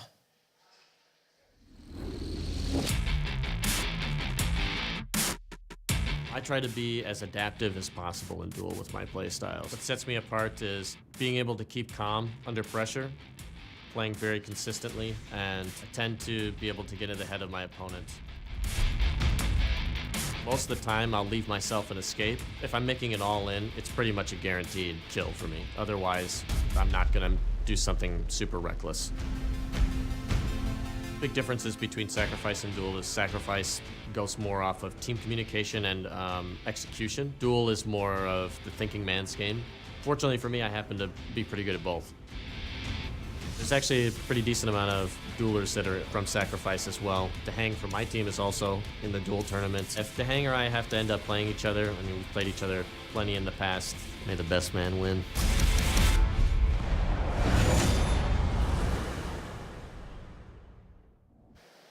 Yeah, that's a matchup that they've seen a few times, those two teammates. But, you know, I think Rafa really represented exactly what we said about him.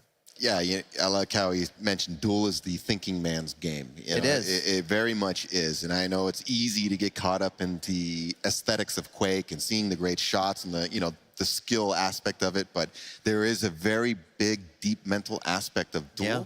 Reading your opponents is huge, and you know, I can't stress on it. Staying calm under pressure, like you said, playing consistent.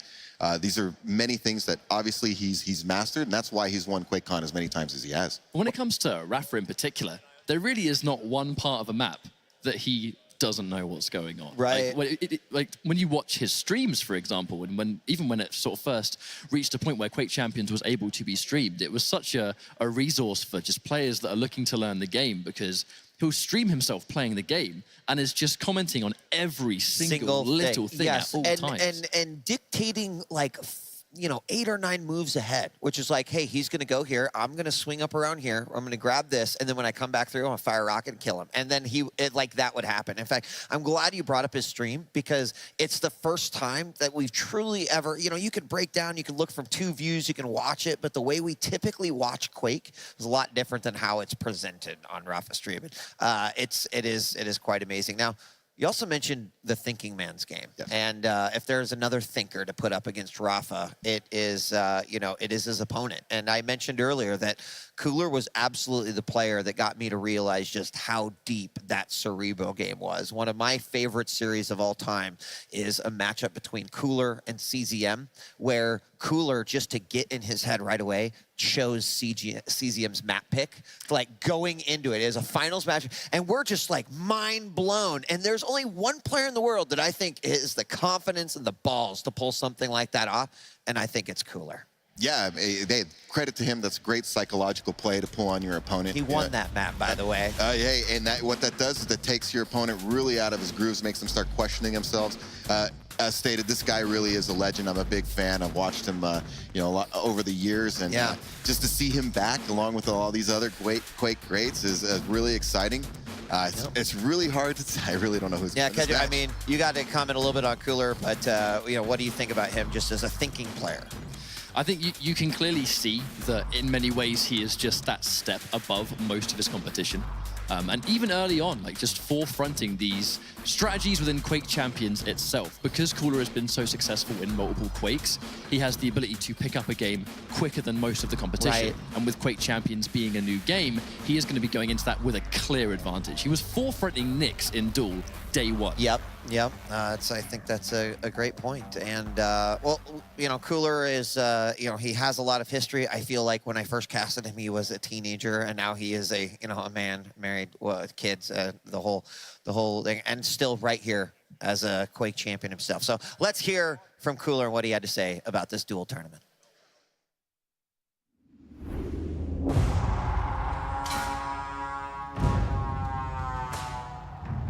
I'm Anton Coolers, and I'm playing for Navi. I'm from Russia, Moscow. I competed in Quake 3 very professionally. I've been playing for 20 years. I can know everyone, actually.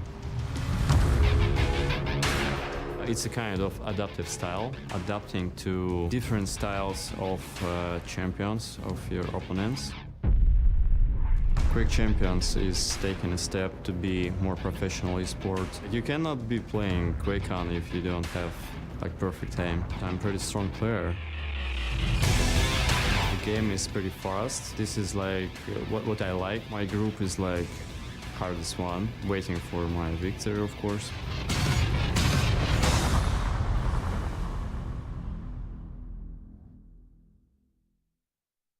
That this is the hardest group. Certainly considering it's got the reigning QuakeCon champion, I'd have to kind of agree, along with Cooler himself. The other 2 guys, probably more scared, though, than these 2, I think. I would be a little worried being in the bracket with these 2, let me just tell you. And I love the little bit of attitude.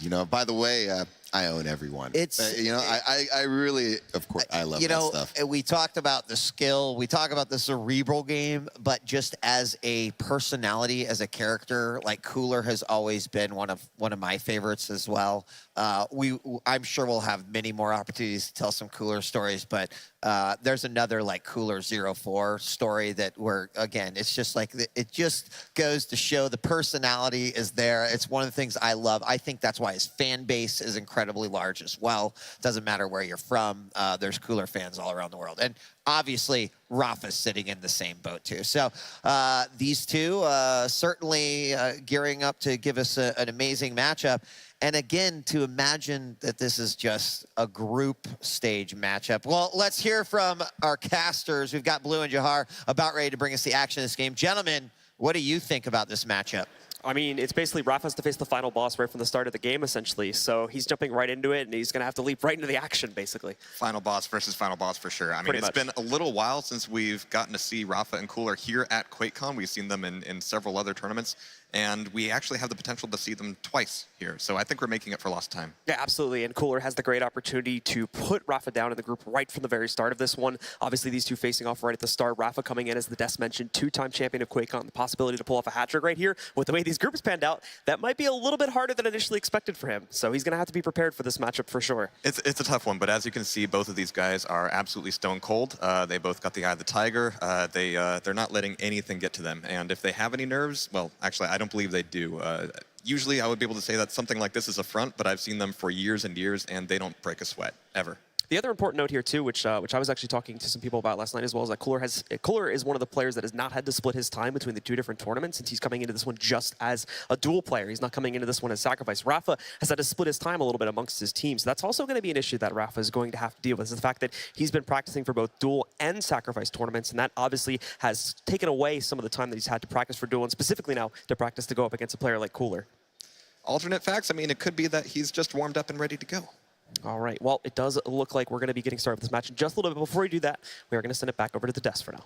Thank you, gentlemen. And, you know, it's a good point, Blue. I think it's a great point that, you know, Rafa has been focusing on, they qualified for the Sacrifice tournament, been, you know, practicing on that. Granted, like, Sacrifice practice is still some Quake Champions practice, but we all know that Duel is a totally different beast.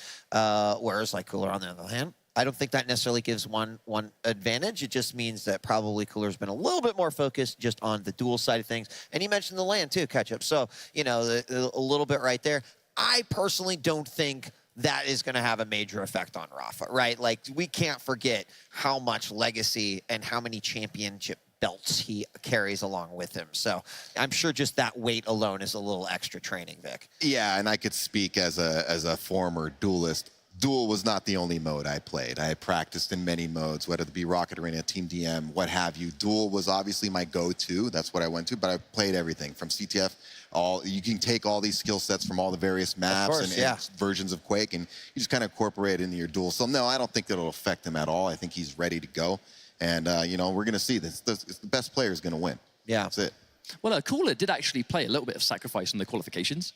There was a team, I believe it was called Game.ru, and it was majority was a Russian team. I believe Evil played on that team in week number 1, and then in week number 2, he was replaced by Cooler. They didn't do so well, but really it kind of did seem like a team that they were entering Sacrifice, but it definitely wasn't their main focus. And even when you watched Cooler play in Sacrifice, he played really well, but realistically, you could just tell that it was a game mode he was entering because it was there, and he may as well. But really, Duel has always been his absolute It's main where focus. his heart is, right? And honestly, I think both of these players, you talk to Rafa too, and he will tell you, in fact, he'll, you know, book a few hours out of your schedule because he can go really deep on why he loves that game type and why, you know, and I mean, a lot of it is, I agree with all of it.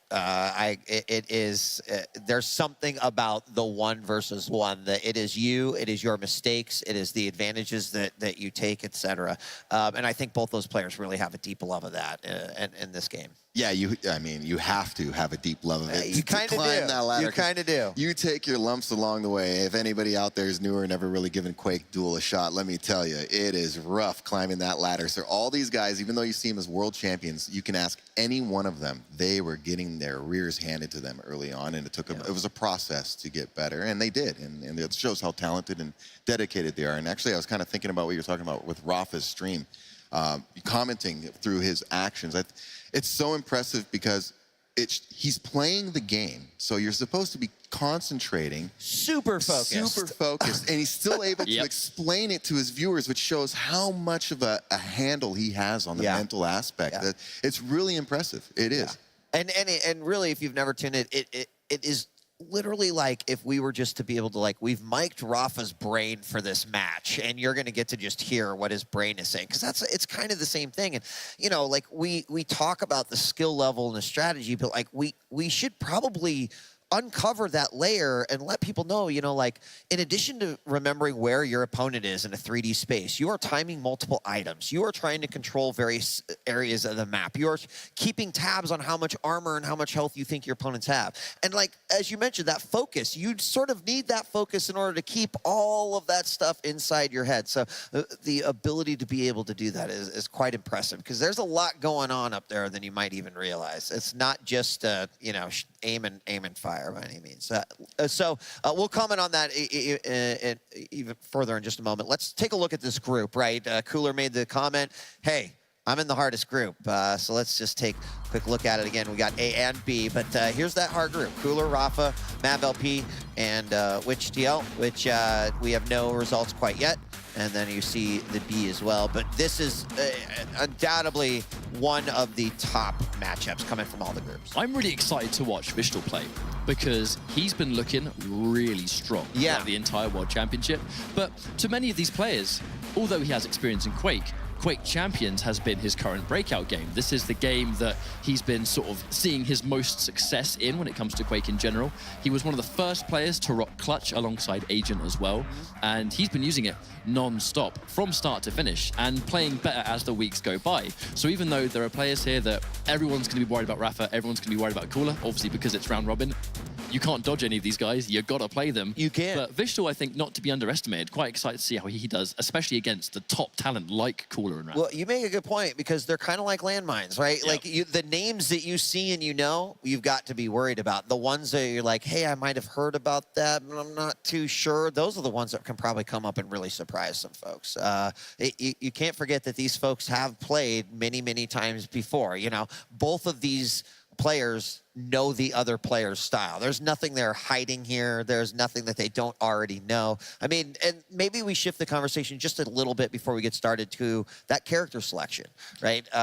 Because I think that will be kind of crucial. And so one thing I do love about this dual format is that it allows players to have a bit of an extension of themselves as a player by the champions that they select. Yeah, you can definitely, you know, favor a certain champion based on the play style you want. And you can definitely see certain champions can push certain advantages. As we saw in the Razy Toxic game, you know, Toxic had a very light lineup, and he was having a lot of problems with Sorlag and the acid spit, especially because the spit's landing and you're already a light champion. It was causing him a lot of problems. So I would think if they met again, I would imagine you might want to, you know, rethink that. And that kind of goes back to what you were saying about the champion selection is absolutely critical. So, Ketchup, what do you think here? Any one champion we think we're going to see these players favored? Do you think, you know, are there any that you know that they are favoring and seem to be exceptional? So I feel like with Cooler in particular, to sort of go back quite, I said earlier on, Nyx has been a champion he has seen great success with, and he was quite an innovator with that champion. The second duels were able to sort of be played.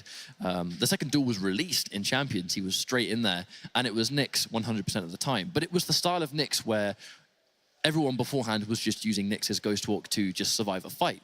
Not many people were thinking to use it in a situation to secure a kill. Right. You know, either land damage and then use the Ghost Walk where they can't see you activate it and then just get a surprise attack. Or just initiate straight up with the Ghost Walk, knock them up with the rocket, get that combo onto either rail or something to guarantee it. It's something he did basically since Duel began in Champions. And really, I'm kind of expecting to see Nyx at least 1 point from him, because it is a champion he's been seeing amazing success with since he started doing Duel here. Excellent. Well, ladies and gentlemen, I know we've waited for a little while, so wait no longer. We're going to shoot on over to Blue and Jahar here to kick us off with this amazing matchup here for the Quake World Championships, brought to you by AMD. It's Rafa versus Cooler. Gentlemen. All right, thank you very much. Jump into this very historic matchup. Jahar, are you ready to jump into this one? I certainly hope I am. I mean, it's no big deal. It's just like the two best players in the world. No big deal. Absolutely. I mean, it's the quintessential matchup here. We the Quakecon champion versus one of the best players in the game right now coming over from Europe. And this is, of course, the first time they get to meet on LAN. Ketchup had talked about on the desk there, too, that Cooler has already had some LAN experience prior to this, prior to the whole circuit even starting leading up to this one. There was that Russian LAN, which was really like the first, like Quake Champions LAN that actually happened there. And he was able to win that one and take it straight up. So he already has experience here. He already knows what it's like to play on and Rafa may still be getting used to it a little bit, as he's only had the regionals to get ready for this kind of play style. Yeah, I mean, one of the great things that's been true about the Quake Champions beta is that everybody has been so eager to play it at the highest level, to prove who's best, to see how these regions are shaking out, how these matches are shaking out. But it looks like we are getting right back into it here, starting on Blood Covenant. And the initial spawns as well, we are going to see Cooler go right over to the Sorlag. Meanwhile, over here for Rafa, he's going to start off with Slash to start things off. So Rafa obviously having a little bit more mobility. Cooler starting it off with a much tankier champion, so he can soak up damage a little bit more. Initial spawns allow Rafa to get the Mega Health too, while Cooler is going to be able to get the full armor pickup. So he has that extra armor advantage. Both these players are going to be skirmishing for it. You will note the armor's a bit split to start off here, so there actually is a little possibility for one of these players to try and steal both those power-ups right from the start if they can time it properly. Of course, one of the big things here on Blood Covenant is rail control. Now, both of them have made sure they've got a rail right away. So it's going to come down to a lot of items and a lot of trades. And now that we've got armor taken away here by Rafa, we might be looking for a trap here from Cooler. But Rafa, of course, being Slash, can get around the map incredibly quickly, but he's also taking care to be quiet. Nice rail there, popping that trail immediately to create a little bit of distance, coming back in for the rail. Not quite making that connection. We still have Cooler with a ton of health as that Sorlag, but that fight will win Rafa that Mega potentially. He basically knocked off all the extra armor that Cooler had. That was pretty much about it, though, as he's still at full health, full armor as well there. So Rafa's going to be able to get the health, and now he's going to try to swing over and fight him as he goes for the armor. Goes in, gets a free rail shut off. Nicely done. He picks up armor again, but Rafa's also going to take quite a bit of damage as he falls back too, loses all the extra health. He gets himself built back up pretty quickly. But unfortunately, doesn't get much done against Cooler there either. It's a bit of a trade, but here comes the trap from Cooler as well. Rafa on the run, taking a little bit of that spit, laying down a trail for the defense. That's going to prevent Cooler from getting the return, but he was actually expecting. You go back to that thinking man's game. He was thinking, all right, he's going to come back into pillars, try to recover on armor and health, and that's where I'll rail him. And that's going to be one champ down on Rafa. Yeah, nice done by Cooler. Locks out Rafa nice and early here, takes him down. And so he's going to send him over to his second champion now. He's going to be jumping over to the Ranger for this one. So pretty similar in the play style here, just a little bit less mobility on the active, but he does get that Dire Orb to be able to toss back out there, so he has that instant teleport too. Trades mobility for just mobility, going right back into it. And now the dive comes in from Cooler. He's going to try to take the fight right to Rafa at the start, but ends up down below at the bottom here. Doesn't have the greatest position to try and fight him. Rafa, though, you can tell he's a little bit scared to take this fight. Doesn't want to necessarily just dive right back in there, as he knows Cooler's got a pretty big health advantage right now, but Cooler wants to take the fight to him, and oh, Rafa ports in now, but he takes massive amounts of damage. However, returns it pretty nicely on the LG. For now, though, Cooler is going to fall back and try to escape from this fight. He's pretty low, so he needs to recover. And immediately Cooler going as quiet as possible as soon as he can. He took a ton of damage there. You're right, Rafa's Ranger incredibly strong. And Cooler's going to be recovering on all the 25s he can. Of course, Sorlag has tons of natural health, but this armor is always a little bit dangerous. He's going to be opening himself up to a bit of damage. Crossing through mid, he's going to be opening himself up to a little bit more. The nice little bit of rocket spam. In fact, a 44 damage rocket goes a long way against Rafa's Ranger. It's going to be traded off armor and Mega, but it's 8 seconds till the armor comes back up, and Cooler might just have to watch it go away as Rafa doesn't quite know he's there. He's able to get one rail in and be able to back off. So that is an exchange that, for the most part, Cooler's won. Rafa, though, is going to be able to get control over both power-ups temporarily, so he gets that one, but again, another rail just being tagged out for free from Cooler here. But waits on the edge of the portal, tries to time the rocket pretty perfectly, still ends up eating it, though, when it goes through the portal there. So now brought down pretty low, hit by a rail. If he gets by another one, he's a dead man here. He's trying to return some of that damage, but unsuccessful so far. He's going to be very careful staying in this fight. It's amazing that he stayed in that fight as long as he did, and now Rafa's going to push the advantage here, try to trade back that first kill. He's got him so low. Oh, but Cooler jumps up the jump pad, tries to go for a last man's gambit, but doesn't happen. So we see that trade, and it gets brought down to a 2v2. When you know that your opponent is down to just a bullet from the machine gun, especially with that Mega coming up, yeah, it's very hard to walk away from that. And Cooler, I mean, he was still going very plus forward even when he had to come back up the jump pad, but he ended up paying for it a little bit here, making it 2-on-2. It's going to be Cooler back on a Nyx now, giving that control back over to Rafa. He's got Mega, he's got armor, and now that he's got a bit of momentum, he certainly wants to push that forward and force Nyx to use that Ghost Walk defensively. Yeah, already down to pretty much just 1 bar of health there. Was able to recover pretty quickly, though, because the Nyx has a pretty low health pool to start off with anyway, so it doesn't take much to get that back. Rafa moving back in. It may end up coming down to this next kill, as we're 1 minute away from the overtime timer at 5 minutes there. So if it goes to 5 minutes, next kill will win. Unless someone gets a kill right now, then they'll just win on the timer itself. And the fight will begin on LG. Rafa tries to go for a quick switch over to the rail, but doesn't connect, so ends up losing a large portion of that fight. Cooler has the Mega health now. He's got a slight advantage over Rafa here, but he also has to figure out where Rafa's headed to be able to lock him down. And right now, he's just navigating over to the other side of the map, where he's going to be able to get that Mega armor for free, too. Yeah, I mean, missing 2 rails there doesn't really allow Rafa to shut off that armor from Cooler, so it's going to be a bit of a trade. It's going to be popping back through the teleporter, looking for him on the bridge. He's not going to be there. In fact, armor was just taken away. I'm not sure Rafa was able to hear it, but moving back through rail. Looks like Rafa's not going to be able to get an opportunity to do much damage to Cooler. Is he actually going to commit to the jump pad? No, he's looking for the rail on pillars instead as Mega comes back up. There it is. And there's the LG. It's taken away the Mega, though, so it's going to be pretty even on the damage. And here we go into overtime, leaving both of these guys at just about 75 health. Rafa's trying to get away from this fight, though. He got brought down pretty low there and didn't return the damage because Cooler picked up that Mega health once again.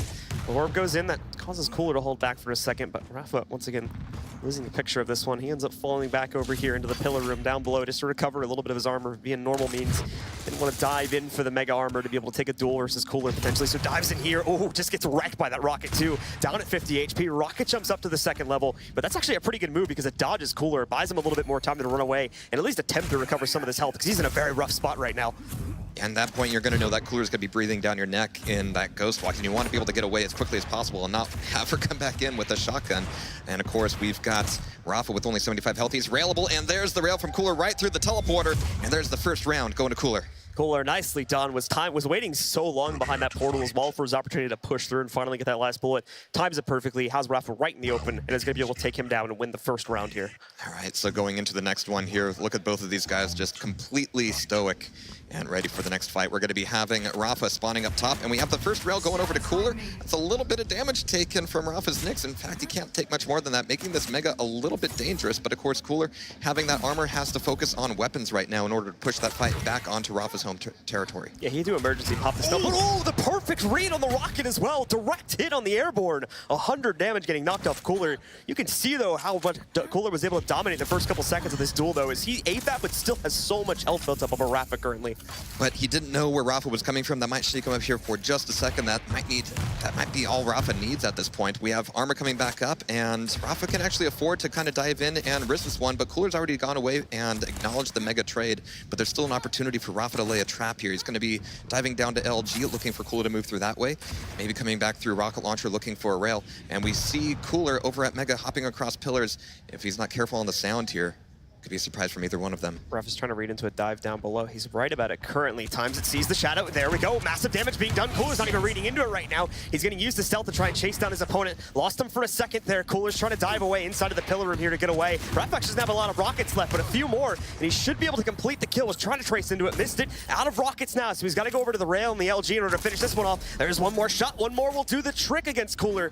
He's got to be careful pursuing this because he's also kind of low right now. He does have a little bit of armor to support his quest, but now picking the rockets back up. He's going to go over here, intercept the full armor pickup, and Cooler hears all that happening from down below, so he's just going to head the other way, try to go over to the health, but oh, he has to go away again, as I think he did hear Rafa come back into this room. I definitely respect Rafa going for the stack rather than the kill. I mean, all you've really done at that point is gotten Cooler down to pretty much a Nyx stack, and at that point you need to make sure that he's not going to be getting that Mega, not going to be getting that armor, becoming an even bigger problem. But there's the drop onto the armor, but Cooler was kind of waiting for it. He was ready with his own rocket launcher, so he was able to extract from that fight, but there's the rail from Rafa, putting Cooler back up against the ropes once again. There's a little bit of spam coming from Rafa that's going to be giving away his position, but there's armor taken away, and it looks like Rafa might be on the hunt now. Rafa's got that stack going, but Cooler's recovered quite a bit of his health too. He had a pretty good chain of health bubbles that he was able to pick back up there, so he's a pretty decent amount, essentially even to what Rafa currently has in the Nyx. But that's dangerous because Nyx also has a lot more mobility compared to the Sorlag there, so he's going to be able to hop around a lot easier, and of course the stealth is a very dangerous weapon he played against too. Rafa seems like he's kind of lost Cooler though, so he's got to be careful because Cooler is sneaking up behind him currently. Yeah, to Cooler's credit, he's done two things over the past minute. He's evaded Rafa's fight, and he's also managed to take away so many 25s that he's once again surpassed Rafa's stack, and that leaves Rafa with very few options if he even takes one rail just like that. So with Mega coming back up, he's going to catch him on the jump pad. This is really dangerous for him, and here's a few defensive rockets from Rafa just to keep Cooler off his back and take away that Mega and get out of the fight. But it looks like he's actually taking this Nyx forward, catching him on the teleporter, and there's the LG. He's going to try to run away, but there's the rail. Nicely done. That beautiful quick flick from the railgun as soon as he went through the portal too. Nicely followed up there by Rafa. Now we go into the next matchup here. It's going to be a mirror matchup actually, as Cooler goes over to his Nyx to try and fight against Rafa's own Nyx pick here. See if they can continue the fight. Well, Cooler is going to be down a champion. It took a long time to get that kill though, so Cooler's going to be a little bit careful about the timer. If he runs this out too long, Rafa may just win it out before this even ends up in overtime. We've seen so many matches in the past where Rafa and Cooler just don't see each other and are trying to outpredict each other for several minutes, and now that they can both literally go invisible, I have no idea what to expect. Oh, Rafa's on the hunt right now. He wants to get that second kill. He knows Cooler went into this room somewhere, but it's a trap. He is going to have to pop the stealth in an emergency situation. Cooler's going to use this as an opportunity to move back in, pick up the armor, and Rafa, he'll bail out, but Cooler wants to keep the fight going. Rafa's one shot right now, down to 20 HP. He's going to be able to recover a little bit of it, along with getting the small armor there. Give him a bit more room to maneuver here. This is going to get really intense when both players need the same 25, but it's not going to happen. Cooler just whipping around with that rocket launcher. Rafa thought he had the drop on him, but nope. The reaction from Cooler was just too strong. Now we're down to Slash now for Rafa, which is going to change things up quite a bit. He's going to be able to have a lot of mobility, and Cooler's just making sure that he's got control of this rail. And if he can deny that from Rafa for a bit of time, this is just a range game that he can play and control Rafa on. This has played out so similarly to the last round too, with the trades happening, and both of them happen when we get pretty close to the 5-minute timer. So once again, this may end up going to overtime, and the next kill will end up winning it out, as both these guys have only been able to trade 1 for 1, and they're both end up getting stuck in the same spot of the map as last round 2 here. Cooler down below, just at the lower portion of the portal here. They are going to fight over the Mega Health pickup, but at the end of the day, Rafa gets it, runs away. Decent damage really done to both players, but Rafa with that Mega Health pickup, he's able to negate most of it and now run over and get the armor too, so he has a huge advantage over Cooler right now. Cooler's gonna have to try and hide. Yeah, Cooler didn't really have enough stack to try to risk a peak rail on the armor. He just had to know that Rafa was heading over there, going for the grab, so he could keep timing. But now Cooler's going to be coming back, and it's going to be relatively safe. And he's at a point where he has to do quite a bit more damage to Rafa than the other way around. But you're absolutely right. I think we might be going into overtime. They're on opposite sides of the map. Mega's going to be coming back up, so Cooler might be laying a trap here at the 25 if Rafa's going to be coming through the bridge. Cool's going to be a little bit careful, though, on the timing of the pop of the stealth, because Rafa also has his active up too now, so he can get trapped by that one. Tries to move in and take the fight, but again, too much pressure from Rafa. He's going to be able to go in, steal that armor pickup. Cooler trying to fight, trying to get these quick rail picks off onto him, but he's lost a lot of the promise we were seeing back in the first round. The rails aren't hitting as well as they were before, so he's just not doing as much damage. Yeah, there are so many times as Nyx where you just have to go for that one peak shot and then make sure you're back into safety. You cannot overcommit to any of these fights, especially against Slash. You can bring that fight to you so fast, just like we're seeing right now. Rafa going full plus forward, but here's the invisibility from Nyx. Can Rafa chase at this point? Now he's going to be happy to just take over pillars and meet him back over at armor potentially. But Cooler's figured that out. He knows that armor won't be safe. Has Rafa figured out that Cooler's going to be dodging it completely? Yeah, Cooler wanted absolutely nothing to do with that fight there. Rafa came in way too quickly. And not only that, too, but got a great initiation on the LG there. If they continue that fight, that probably would have been one that Cooler ended up losing. So now he's going to pop the stealth. He's going to try to follow through, too. Quick 100 damage rock, but he's taking a lot of damage as well. Over to the LG to try to finish up the kill, and he gets it. So it's a second round now for Cooler as he starts it off 2-0. That was incredibly risky. Of course, you can hear a Nyx even when she's invisible going through the teleporter, so you know she's there. But the timing was so precise that as soon as he came through the teleporter, bam, 100 damage rocket. So Rafa now, here in the first map, going to be up against the ropes right from the start of this one, down 0-2. The Quakecon champion having to fight back now. He's going to pick that same original spawn over to the Nyx. Same for Cooler. No reason for him to change up his original spawn. He'll stick with the Sorlag and that very beefy health pool that you can see on the top right side. And I love this trapping of the rail. They both want it, they both need it, but it's going to be an LG fight coming out of Cooler here. Going on the hunt a little bit, just trying to force Rafa's Nyx into the Ghost Walk, but it's going to be another dimension altogether. He sends that Nyx. Yeah, nicely done. Nice trap set up there. So quick first kill coming out from Cooler. He's going to look for another one, too. Rafa just tries to dive right back into this fight. Was already brought down to 50 HP. Wanted to try and challenge for the full armor, I think, but only ended up losing himself in the process. And now out into the open as well. Rocket jumping his way to get a little bit more speed here. And we did see Rafa taking the port. So Cooler knows, generally speaking, where he's gone. Just can't chase the kill down at this point. That's still a little bit too risky, even considering the health advantage that Cooler has. Of course, Rafa's going to have his eyes on a rail, and you can tell that Cooler, knowing that Rafa doesn't have it, is going to push his advantage and make that second frag happen so quickly. He is now one frag away from taking over Blood Covenant, and he's now waiting for that armor. He's still spamming off on the rail a bit. It's going to be Mega potentially going over to Rafa, but he's going to be making sure he's got a rocket launcher first. And as he's surely hearing Cooler coming his way towards the pillars, he might be wanting to leave that up. But he's gone away with the Mega. We still have Cooler camping on top of the rail a little bit, and that also gives him a nice sight down to the armor. He hasn't revealed his position yet. He's just going to make sure to grab it and go, and actually catching him on top of rocket launcher. You actually see Rafa kind of backing up from the fight, not over-committing to it, and that was so close to a perfect trap. He got Cooler to waste his spit at the very least, so now he doesn't have to worry about that if he wants to try and take this fight to close quarters here. Cooler, though, just trying to pick off rails from the backside, but he's taking a lot of damage in this fight. Rafa, thankfully for Cooler, ends up missing that jump there that he tried to go for at the last second, so Cooler's still going to remain in the same position at the top ground, tries to go for the interception of the rocket over to a rail. He won't give away the Mega Health in the process, and again, takes a decent amount of damage. He's only at about half HP right now.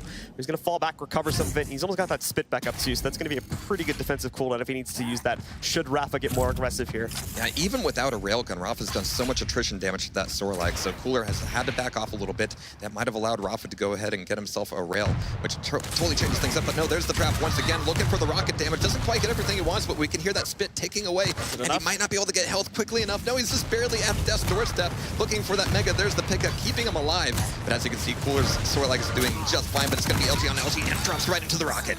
So many quick flicks coming out for both Cooler and Rafa throughout the course of that matchup, but ultimately it's Cooler that dominates the first map here and takes just dominant control with a 3-0 victory here on the first map on Blood Covenant. 3-0 on Blood Covenant now, I guess, but it's had so many names over the years. They've had so many matches over the years, so many different versions. I've seen it colored blue, I've seen it colored orange, I've seen it colored anything you want.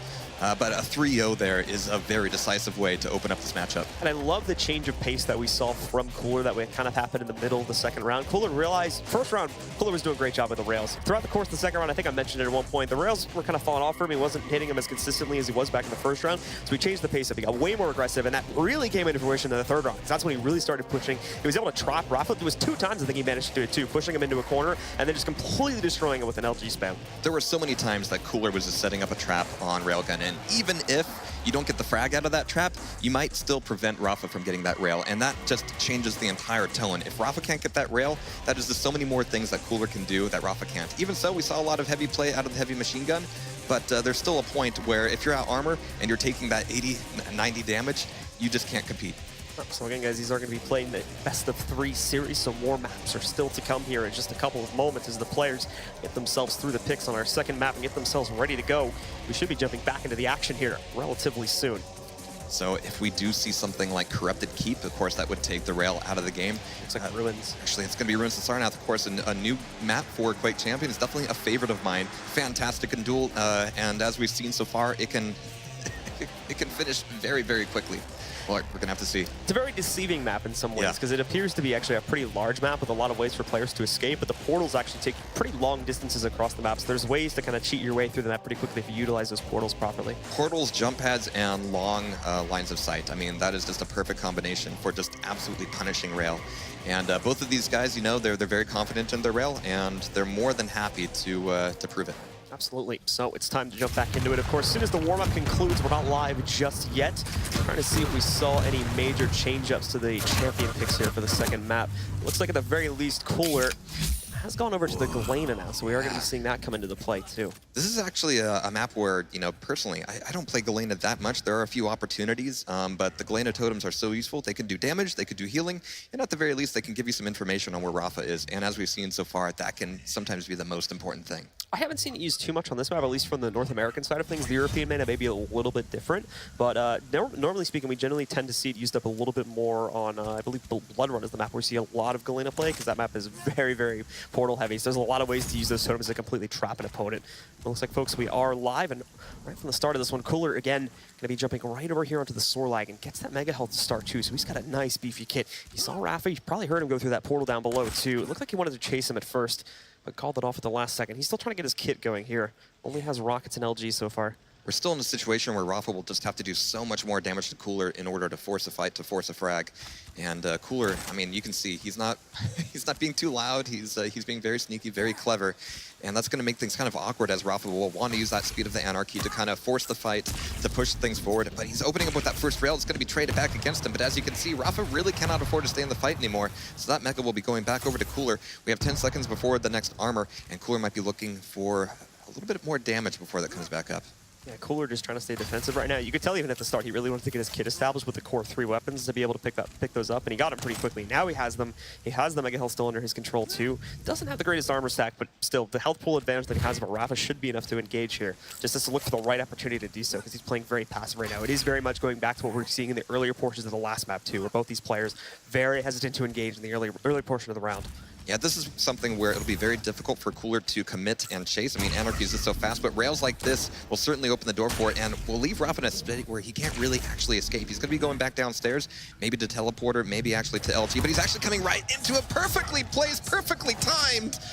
Oh man, this guy's got a sixth sense. Oh, Rafa is going to be frustrated about that one too. Nothing he can do, just walks into the room and instantly gets completely destroyed by a single rocket. And now Cooler's going to try to pursue it even more. It's Sorlag v Sorlag, but Cooler has a huge advantage. Pushes in, gets a second kill now, and brings Rafa already down to his last champion in this round. Nyx can end up being a pretty good counter, but Cooler just has so much momentum. But there's so much LG coming out of Rafa, but with 11 HP left, Cooler will be taking the first round. He even had a pretty big whiff on his spit too there and still managed to recover. It seemed like the spit was pretty far off, or he just didn't have the range to be able to hit Rafa's last champion there on the Nyx. So Rafa, again, going down at the beginning of a map. 0-1 to start off here on the Ruins. Now those were, you know, 3 fights where Rafa didn't really have to be in it, but now it's going to be Sorlag v Sorlag, and that is going to change the tone a little bit, make it maybe a little bit more straightforward for them.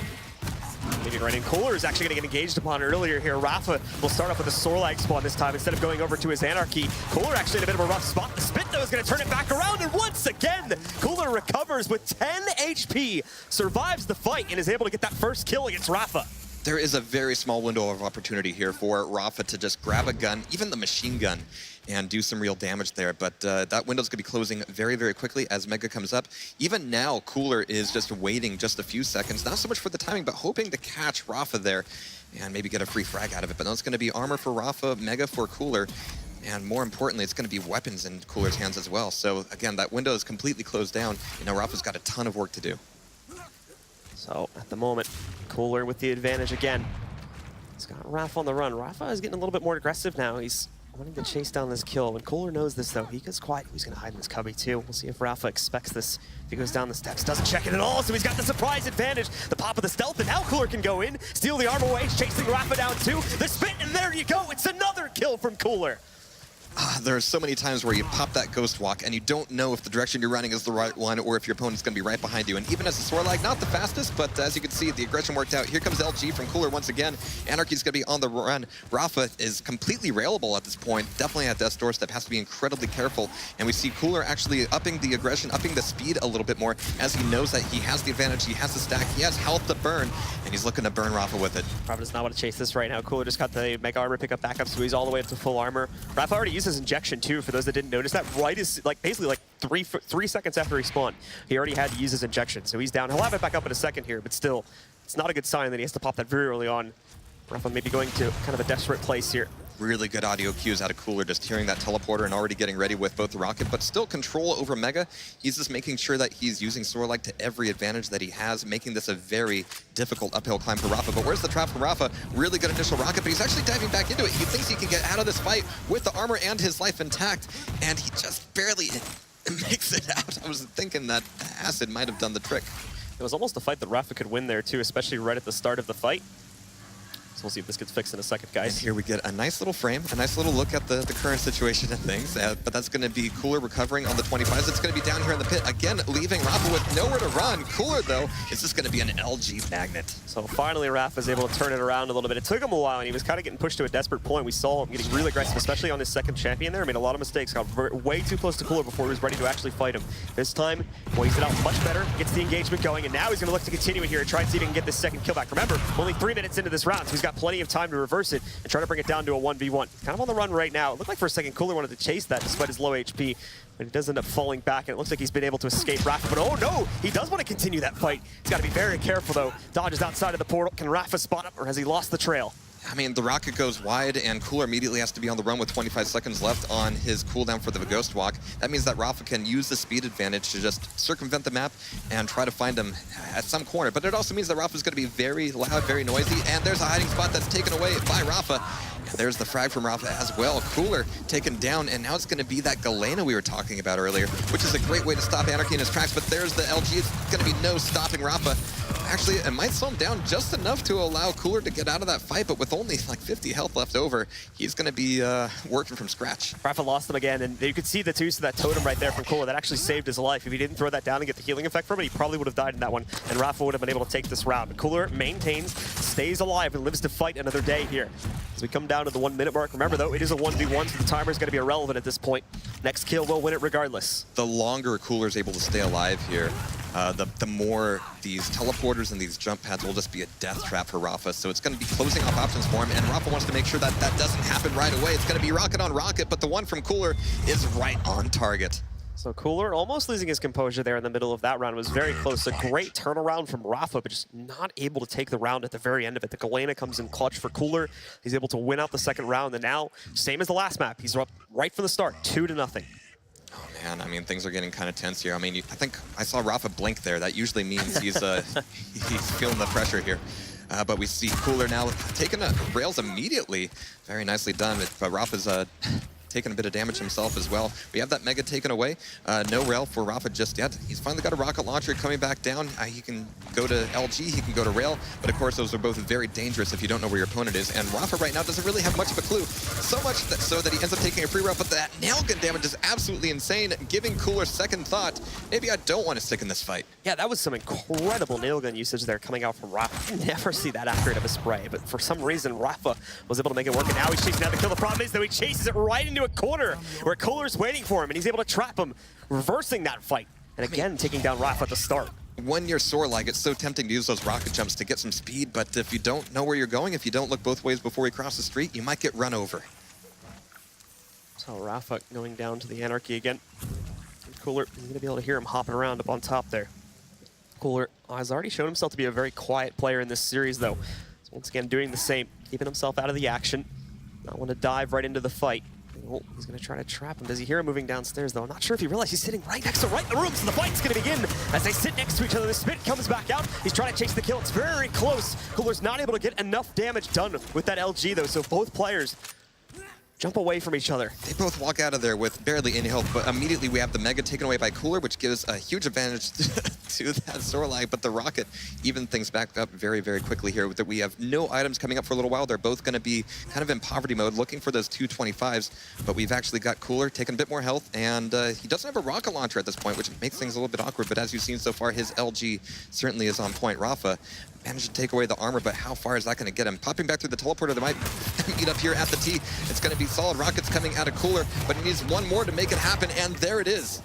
Cooler bringing it down to look at that. 1 HP is where he is able to get that kill. Recovering a little bit more of it now as it gets the small bubbles, but he barely holds on. And it's unfortunate that the way Rafa timed that fight, he times it just as the Mega Health was about to spawn, but oh, okay. There's Rafa showing up out of nowhere with a rail to trade that kill back. I mean, sometimes you just get so involved in the head game that you just know for sure that your opponent is going to come through that teleporter. But Rafa, just one step ahead and one rail ahead. That is going to be just still one more life here for Rafa to hold on to not only this map, but the series. Cooler's lost the scent for a moment there. He has to retreat, get himself into a better position so he can establish himself a little bit more. He's neither of the power-ups under his control right now. Rafa is on his last champion, mind you. Cooler still has one extra life to play off of there on the Galena if he needs to switch over to that. He's being a little bit loud, trying to figure out the jump off the eyeball. He definitely wants a rocket launcher. Can't blame him for that. But he has to, again, watch out for Rafa around some of these corners. I mean, one rail on a Nyx goes a very, very long way. Mega's coming back up. Might be giving it back over to Rafa. He's actually looking for a trap here on the armor. He's actually going to be coming through the teleporter behind him pretty soon. If Cooler's not careful, he's going to get a rail in the back. There it is. That health back up, and yeah, there's the rail. Maybe thought he was going to push him from the other direction, but not the case. And now Cooler's one-shottable here. 45 HP remaining. Rafa, though, is not able to find him. He keeps jumping into the fight, trying to look for him inside of the courtyard there, but he was not able to pick him up. Now he's going to try to jump into this fight, attempt to take him down with the LG, but as you saw there before, Cooler was going for the cooldown pickups to be able to get that back, but oh, the lineup again! Shuts down Rafa, and there you go! It's a straight set from Cooler. 3-0 on both maps, and he takes the series 2-0. I don't know what I was expecting, but I certainly wasn't expecting that. Absolutely. It seemed like Cooler was on the run. Cooler was on the defensive there towards the very end of it, but he manages to turn it around in just a mere couple of seconds there. Beautifully done from Cooler at the very end of that last map. Just waiting, just biding his time. And I mean, that's the case with both of these players. I think there are many players where they would play against and they wouldn't spend quite so much time just going silent, crouching, staying in a corner, waiting maybe 10 seconds before committing to a Mega. I think they just have so much experience and respect for each other that they know they can't afford to do anything else. So with that, Cooler will take control of this series. He'll be able to get the points for the win here to start off the group. And Rafa's going to have to fight with that one loss on his record. Hopefully he'll be able to make it back and push out of these groups. That'll do it for us for now, folks. So we are going to send it back over to the analyst desk to discuss this very epic matchup. kick it off and saying, hey, you know, there's still more to play in this group stage. And, you know, you can't forget, that is the current reigning QuakeCon champion. And, you know, let's talk about that game. We saw a dominant performance from Cooler. He ended up going 6-0 overall in rounds. And that is an incredible feat, regardless of who your opponent is. But that is a Herculean feat. Herculean. Yeah, Herculean. I think it's close enough at the very least. Is what you know what I'm going for, I think. A massive feat. Well, massive will work in that situation too. What do you guys think about that? We talked a lot about the differences, but Ketchup, I feel like you brought out some of the best points in terms of what Cooler was going to go for in play style. And then when you combine that just with the fact that Cooler literally had balls of steel in that matchup, and I think that was a big deciding factor. So being brave is one thing, but being brave at QuakeCon against the reigning QuakeCon champion is another. Like, I think that there really is no one else today that has been as bold as we just saw Cooler play. But I mean, the result, I don't think there's a single person in this building that expected essentially a 6-0. And, you know, there are different elements at work there, absolutely. There's preparation, the fact that, you know, Cooler is like nailed 100% into Duel and he's gone in ready as can be. And he hasn't been playing in Sacrifice is one huge element. But realistically, we can't take away from the fact that he just played on fire from start to finish. He really did. And how impressive it is. At this level, players don't lose 6 rounds in a row. They don't. And for him to do that against Rafa just shows that he's very much in the zone right now. I was very impressed. Like you said, Cooler is as cool as a cucumber, man. I mean, this guy I was watching is just, he looks stoic up there. And he's pushing these scenarios where I'm like, I mean, you see that he has an advantage, but it's so slight, and he just makes a split decision. He's like, you know what, I'm pressing, and I got the advantage, and I have confidence that I'll get the kill. And I was just firmly impressed. I've been watching his stream too, so it's. I mean, frankly, I think we should talk about game one, because we were sitting out in the crowd, and we literally were like, what are you doing jumping up that jump pad? Like, who does that? You know, even I think just someone new to the game, like someone who is so confident in like I think I can get this kill, even though I am about to put myself in what could be the worst position possible. And that set the tone for me for the entire match. And, you know, Rafa had certainly those moments of clarity. There's a few points in which the matchup that went the distance and went into sudden death, where there was some great control, some amazing shots from Rafa. But for whatever reason, Cooler just kept inching a little bit further and one step out. Calculated aggression. That's how I'd explain it. When you say going up those jump pads, it's because he felt he had an advantage, and he's willing to risk taking a little extra damage going up the pad to force the issue and not let Rafa get away. As we've mentioned, doing damage to a player, especially high caliber players, and letting them get away, it really does you no good. Unless you're getting the frag, that's it. There is no highlight without the frag, as I say. So you can do all the damage you want. If you let a quality player restack, you're back at square one. You gotta you know, try to weaken them, and they're in a position now where they can push you back. So, and a quality player is probably going to not let you stop them from restacking. Yeah. So it doesn't make it for an easy situation. Final thoughts, Ketchup, before we take a look at the groups. I think Cooler's winning QuakeCon. Wow. Bold I think the way he's been playing so far, he's riding probably the most momentum out of anyone in Quake Champions currently. And again, there are QuakeCon champions, but there will be a first QuakeCon champion for Quake Champions. That's a bit of a tongue twister, really, I think, in hindsight. I think you said it nicely. But I feel like with the fact that this is a new game, it's time to make history today. We did just see history get made with the first Rafa versus Cooler match of this game in general. And that might be foreshadowing for what we see over the rest of the weekend. We might have just seen the champion at work. Who knows? Well, it just makes me more excited to see the rest of the talent pool, because as you mentioned earlier, there are still some names out there that we don't know a whole lot about, or they might have been honing their own skills over the time that they've had between the qualifier and now. And with that being said, let's take a look at this group. Remember, there are 8 groups, all of them with 4 players. Top 2 players will advance out into the 16-player bracket, which will be played out tomorrow. And we'll give you more details on that and when the stream is going to start in just a moment. Here is Group A, and you can see we've got some results. I'm not sure why. Yes, yeah. Rafa does not have 2 losses. That is but as you can see, he does need to win all of his matches as we have Witchell taking up that first one. If you're Vishtal and you did just watch Rafa go out convincingly, I mean, there's going to be players here that are going to be nervous facing off against him, but Vishtal is another player that is here 100% for duel. So he's going to be prepared for that matchup. Yep. We see Vu and Claus picking up game in their groups.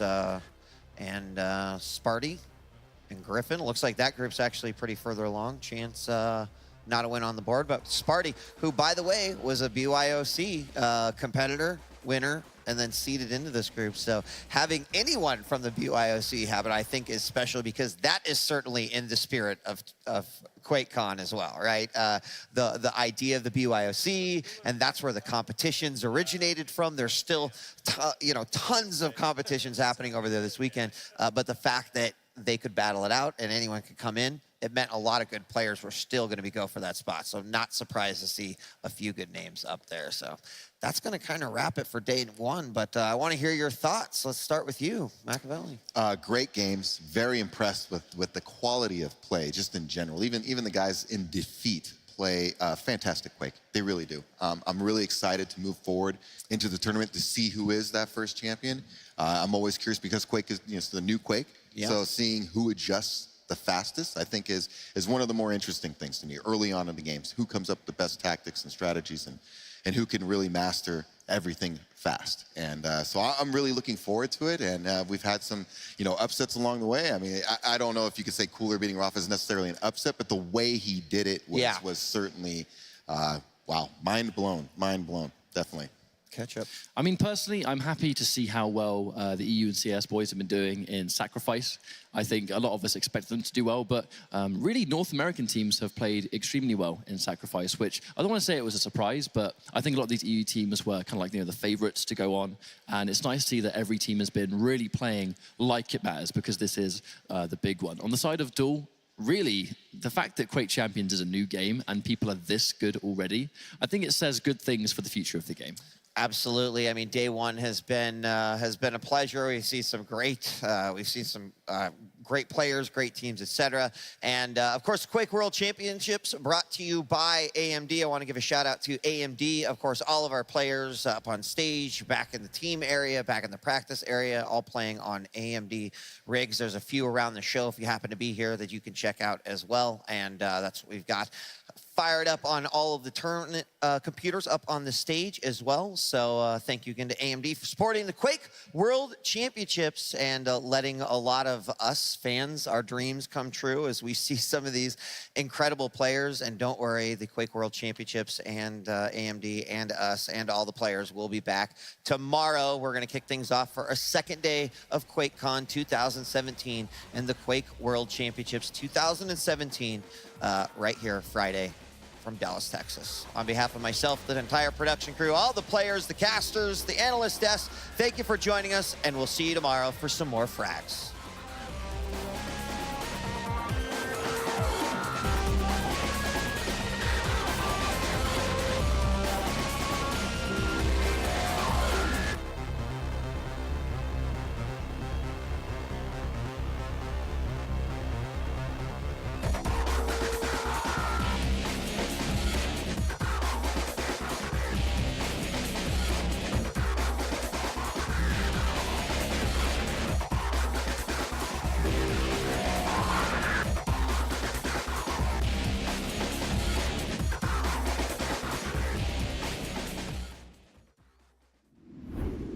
How did we make the guns take one? Okay, so weapons.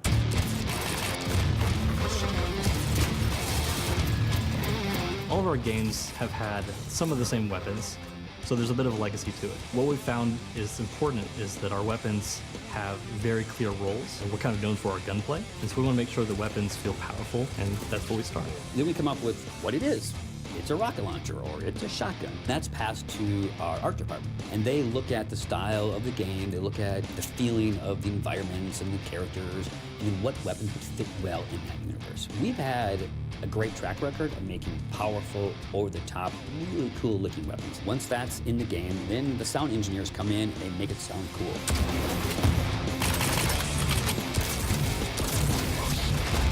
Every weapon that we design, we want to have kind of a brutal nature to it. We want it to be very visceral and feel like it's a powerful weapon in the hand of the player. We have found that you have to sound design one level above the weapon to make it sound right. Like, for instance, the original shotgun in Quake was actually the sound of a cannon. And some of the smaller machine guns are actually the sounds of larger machine guns, because in the game, you really need that over-the-top sound to really give that effective feel.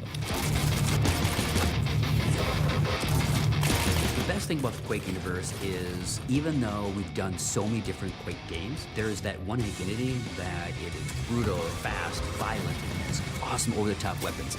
Those are the signature Quake elements that exist in every Quake game.